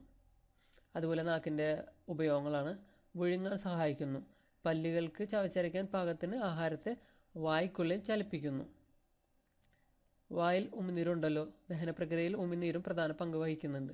ഉമിനീർ ഉൽപ്പാദിപ്പിക്കുന്നത് ഉമിനീർ ഗ്രന്ഥികളാണ്. 3 ജോഡി ഉമിനീർ ഗ്രന്ഥികളാണ് നമുക്കുള്ളത്. ഓക്കെ, 3 ജോഡി കേട്ടോ, 3 ജോഡി. ഇനി ആഹാരത്തിൻ്റെ യാത്ര എങ്ങടാണെന്ന്. വായ്ക്കുള്ളിൽ വെച്ച് ചവച്ചരയ്ക്കപ്പെട്ട ആഹാരം അന്നനാളത്തിലൂടെ ആമാശയത്തിലേക്കാണ് എത്തുന്നത്. വായയെ ആമാശയവുമായി ബന്ധിപ്പിക്കുന്ന ഒരു കുഴലാണ് അന്നനാളം. ഇത് പേശികളാൽ നിർമ്മിക്കപ്പെട്ടിരിക്കുന്നു. അന്നനാള ഭിത്തിയുടെ തരംഗരൂപത്തിലുള്ള ചലനം കൊണ്ടാണ് ആഹാരം ആമാശയത്തിൽ എത്തുന്നത്. ഈ ചലനമാണ് പെരിസ്റ്റാൾസിസ്. നമ്മുടെ ഈ ആഹാരം പെരിച്ചാഴി പോകുന്നത് പോലെ പോകുന്നതാണ്. പെരിസ്റ്റാൾസിസ് എന്നാണ് ആ ചലനത്തിന് പറയുന്നത്. ഓക്കെ, ഇനിയിപ്പോൾ ആമാശയത്തിൽ എന്താ നടക്കുന്നത്? വായ്ക്കുള്ളിൽ വെച്ച് ദഹനം ആരംഭിച്ച, അപ്പോൾ ദഹനം ആരംഭിക്കുന്നത് എവിടെയാണെന്ന് വെച്ചാൽ വായ്ക്കുള്ളിൽ വെച്ച്. വായിലാണല്ലോ എല്ലാം സ്റ്റാർട്ട് ചെയ്തത്. അപ്പോൾ ദഹനം ആരംഭിക്കുന്നത് വായിൽ വെച്ച്. ഇനി അതിനുശേഷം അന്നനാളം വഴി ആമാശയത്തിൽ എത്തിച്ചേർന്നു. ആമാശയത്തിൽ വെച്ച് പോഷണത്തിൻ്റെ 2ാം ഘട്ടം, നമ്മളപ്പോൾ ആദ്യത്തെ ഘട്ടം സ്വീകരണം പറഞ്ഞു, 2ാം ഘട്ടം ദഹനമാണെന്ന് പറഞ്ഞു. അപ്പോൾ ദഹനം സ്റ്റാർട്ട് ചെയ്യുന്നത് ആമാശയത്തിൽ. ആഹാരപദാർത്ഥങ്ങൾ 4-5 മണിക്കൂർ അവിടെ നിലനിൽക്കും. ആമാശയ ഭിത്തിയുടെ തരംഗരൂപത്തിലുള്ള ചലനം മൂലം ആഹാരം കുഴമ്പ് രൂപത്തിലാകുന്നു. ആമാശയ ഭിത്തിയിൽ കാണുന്ന ഗ്രന്ഥികൾ ഉൽപ്പാദിപ്പിക്കുന്ന ആമാശയരസം ദഹനത്തെ സുഗമമാക്കുന്നു. ചെറിയ അളവിൽ ഹൈഡ്രോക്ലോറിക് ആസിഡും ആമാശയ ഭിത്തി ഉൽപ്പാദിപ്പിക്കുന്നുണ്ട്. ഇത് മാംസത്തിൻ്റെ ദഹനത്തെ സഹായിക്കുകയും രോഗാണുക്കളെ നശിപ്പിക്കുകയും ചെയ്യുന്നുണ്ട്. ആമാശയത്തിൽ വെച്ച് ഭാഗികമായി, ഫുള്ളായിട്ട് ദഹിച്ചിട്ടില്ല, ആമാശയത്തിൽ വെച്ച് ഭാഗികമായി ദഹിച്ച ആഹാരത്തിൻ്റെ തുടർന്നുള്ള യാത്ര എങ്ങോട്ടാണ്? ചെറുകുടലിലേക്കാണ്. ഓക്കെ, ഇതൊക്കെ നോക്കി വെക്കേണ്ട പോയിൻ്റാണ്. മനുഷ്യൻ്റെ ചെറുകുടലിൻ്റെ നീളം 5 തൊട്ട് 6 മീറ്റർ, നമ്മൾ 6 മീറ്റർ എന്നാണ് പറയുക. അപ്പോൾ ചെറുകുടൽ 5-6 മീറ്റർ. പോഷണത്തിൻ്റെ 2ാം ഘട്ടം ആയ ദഹനത്തിൻ്റെ കേസ് പറഞ്ഞു. അത് പൂർത്തിയാകുന്നത് എവിടെയാണെന്ന് വെച്ചാൽ ചെറുകുടൽ. അപ്പോൾ ആഹാരം ദഹനം തുടങ്ങുന്നത് വായിൽ വെച്ച്, ദഹനം പൂർത്തിയാകുന്നത് ചെറുകുടലിൽ വെച്ച്. ഓക്കെ, പോഷണത്തിൻ്റെ 2ാം ഘട്ടമായ ദഹനം പൂർത്തിയാകുന്നതും പോഷക ഘടകങ്ങളുടെ ആഗിരണം നടക്കുന്നതും ഇവിടെ വെച്ചാണ്. ഇത് ചോദിച്ചിട്ടുണ്ട്. പോഷക ഘടകങ്ങളുടെ ആഗിരണം നടക്കുന്നത് എവിടെ വെച്ചാണ്? ചെറുകുടലിൽ വെച്ച്. ചെറുകുടലിൻ്റെ ആദ്യ ഭാഗത്ത് വെച്ച്, അതായത് നമ്മുടെ പക്വാശയം എന്ന് പറയും. ചെറുകുടലിൻ്റെ ആദ്യ ഭാഗം എന്ന് പറയുന്നത് ഡിയോഡിനം അഥവാ പക്വാശയം. അവിടെ വെച്ച് കരൾ ഉൽപ്പാദിപ്പിക്കുന്ന പിത്തരസവും ആഗ്നേയഗ്രന്ഥി ഉൽപ്പാദിപ്പിക്കുന്ന ആഗ്നേയരസവും ഭാഗികമായി ദഹിച്ച ആഹാരവുമായി കലർന്ന് ദഹനം പൂർണ്ണമാക്കുന്നു. ഓക്കെ, അപ്പോൾ പക്വാശയത്തിൽ എന്തൊക്കെയാണ് നടക്കുന്നത്? കരൾ ഉൽപ്പാദിപ്പിക്കുന്ന പിത്തരസവും ആഗ്നേയഗ്രന്ഥിയുടെ ആഗ്നേയരസവും പിന്നെ നമ്മുടെ ചെറുകുടലിൽ ഒരു രസമുണ്ട്, അതിന് ആന്ധ്രരസം എന്നാണ് പറയുക. ഇതൊക്കെ കൂടി മിക്സ് ചെയ്തിട്ട് അവിടെ ദഹനം പൂർത്തിയാകും. എവിടെ വെച്ച്? ചെറുകുടലിൽ വെച്ച്. ഇനി ചെറുകുടലിലാണല്ലോ പോഷണം ആഗിരണം ചെയ്യപ്പെടുന്നത്. അതെങ്ങനെ? ചെറുകുടലിൻ്റെ ഭിത്തിയിൽ കാണുന്ന വിരൽ പോലുള്ള സൂക്ഷ്മമായ ഭാഗമാണ് വില്ലസ്. ഇതൊക്കെ പോയിൻ്റാണ്. ഇവയിലൂടെയാണ് നാം കഴിക്കുന്ന ആഹാരത്തിൻ്റെ പോഷക ഘടകങ്ങൾ രക്തത്തിലേക്ക് ആഗിരണം ചെയ്യപ്പെടുന്നത്. ഇതാണ് പോഷണത്തിൻ്റെ മൂന്നാം ഘട്ടം അഥവാ ആഗിരണം. രക്തത്തിൽ എത്തിച്ചേർന്ന പോഷകഘടകങ്ങൾ ശരീരത്തിൻ്റെ ഭാഗമായി മാറുന്നു. ഇതാണ് സ്വാംശീകരണം. അപ്പം നാലാം ഘട്ടമാണ് സ്വാംശീകരണം, അതായത് ശരീരത്തിൻ്റെ ഭാഗമായി മാറുന്നതാണ് നാലാം ഘട്ടം. ഓക്കെ, ഇനി അതൊക്കെ കഴിഞ്ഞു. ഇനി ആവശ്യമില്ലാത്ത കാര്യങ്ങൾ, അതായത് ശരീരത്തിന് വേണ്ടാത്ത പദാർത്ഥങ്ങൾ ഉണ്ടാകില്ലേ ആഗിരണം ചെയ്തതിന് ശേഷം, അത് ദഹിച്ച ആഹാര പദാർത്ഥത്തിൽ നിന്ന് പോഷകഘടകങ്ങളുടെ ആഗിരണത്തിന് ശേഷമുള്ള അവശിഷ്ടങ്ങൾ വൻകുടലിലേക്ക് നീങ്ങുന്നു. ഓക്കെ, വൻകുടൽ ഏതാണ്ട് 1.5 മീറ്റർ ലെങ്ത് ഉള്ളൂ, മറ്റേത് 6 മീറ്റർ ഉണ്ടെങ്കിൽ 1.5 മീറ്റർ ഉള്ളൂ. വൻകുടലിൽ വെച്ച് ദഹനാവശിഷ്ടങ്ങളും ജലവും ലവണവും, ഇത് പോയിൻ്റ് അത് ചോദിച്ചതാണ്. വൻകുടലിൽ വെച്ച് ദഹനാവശിഷ്ടങ്ങളിലുള്ള ജലവും ലവണങ്ങളും ആവശ്യാനുസരണം ആഗിരണം ചെയ്യപ്പെടുന്നു. ലവണങ്ങളും, ഓക്കെ, ജലം എന്ന് മാത്രമല്ല ചോദിച്ചേക്കണം, ജലവും ലവണങ്ങളും. ജലം ഒട്ടുമിക്കതും 90% ചെറുകുടലിൽ വെച്ച് തന്നെ പോഷകങ്ങളിലൊപ്പം പോയിട്ടുണ്ടാവും. ഇനി ബാക്കിയുള്ള ജലവും ലവണങ്ങളും ആവശ്യാനുസരണം ആഗിരണം ചെയ്യപ്പെടുന്ന വൻകുടലിൽ വെച്ചാണ്. തുടർന്ന് മലാശയത്തിൽ സംഭരിക്കപ്പെടുന്ന ദഹനാവശിഷ്ടങ്ങൾ മലദ്വാരത്തിലൂടെ പുറന്തള്ളപ്പെടുന്നു. ഈ പുറന്തള്ള പ്രക്രിയയാണ് വിസർജനം അഥവാ അവസാന ഘട്ടമായിട്ടുള്ള എജക്ഷൻ. ഓക്കെ, ഇനി പോഷണം മറ്റ് ജീവികളിൽ. ഏകകോശ ജീവിയായ അമീബയിൽ നടക്കുന്ന പോഷണത്തിൻ്റെ ചിത്രീകരണമാണ് ഇവിടെ കൊടുത്തിരിക്കുന്നത്. ഈ ആഹാരം സ്വീകരിക്കുന്നു, ഓക്കെ, അത് കഴിഞ്ഞിട്ട് ദഹനം നടക്കുന്നു, പിന്നെ ആഗിരണം നടക്കുന്നു, സ്വാംശീകരണം നടക്കുന്നു, പുറന്തള്ളുന്നു, നമ്മുടെ പോലെ തന്നെ. ഓക്കെ, ഇനി ശ്വസനത്തിനെ കുറിച്ചുള്ള ഭാഗമാണ്. വായു ശ്വാസകോശത്തിലേക്ക് എടുക്കുന്ന പ്രവർത്തനമാണ് ഉച്ഛ്വാസം. അതായത് ഉള്ളിലേക്ക് എടുക്കുന്നതിന് ഉച്ഛ്വാസമെന്നും പുറത്തേക്ക് വിടുന്നതിന് നിശ്വാസം എന്നും പറയുന്നു. ഉള്ളിലേക്ക് ഉച്ഛ്വാസം, പുറത്തേക്ക് നിശ്വാസം. ഓക്കെ, ഇനി നമ്മുടെ ശ്വാസം പോകുന്ന ഘട്ടങ്ങളാണ്. ഈ നാസാഗഹ്വരമില്ലേ, മൂക്കിൻ്റെ ആ ഒരു ദ്വാരം, അതുവഴി നാസാദ്വാരം വഴി ശ്വാസനാളം വഴി, പിന്നെ ശ്വസനി, പിന്നെ ശ്വസനിക, പിന്നെ വായുവറ. ഇതാണ് അതിൻ്റെ ഒരു ട്രാവലിംഗ്. നാസാദ്വാരം, ശ്വാസനാളം, ശ്വസനി, ശ്വസനിക, വായുവറ. ഓക്കെ, മനുഷ്യൻ്റെ ശ്വാസകോശങ്ങൾ സ്ഥിതി ചെയ്യുന്നത് നെഞ്ചിനകത്തെ അറയായിട്ടുള്ള ഔരസാശയത്തിലാണ്. ഓക്കെ, നെഞ്ചിനകത്ത് നമ്മുടെ മൊത്തത്തിൽ നെഞ്ചെടുത്താൽ മുകൾ ഭാഗം ഔരസാശയം എന്നും താഴ്ഭാഗം ഉദരാശയം, വയറിൻ്റെ ഭാഗം എന്നുള്ള പറയുന്നത്. ഓക്കെ, അപ്പോൾ ഔരസാശയത്തിലാണ് നമ്മുടെ ശ്വാസകോശം ഉള്ളത്. ഓക്കെ, ഇവ വേർപിരിയുന്ന, അതായത് ഉദരാശയവും ഔരസാശയവും വേർപിരിയുന്ന ഒരു പേശി നിർമ്മിതമായ ഭിത്തിയുണ്ട്. അതിനെ പറയുന്നതാണ് ഡയഫ്രം.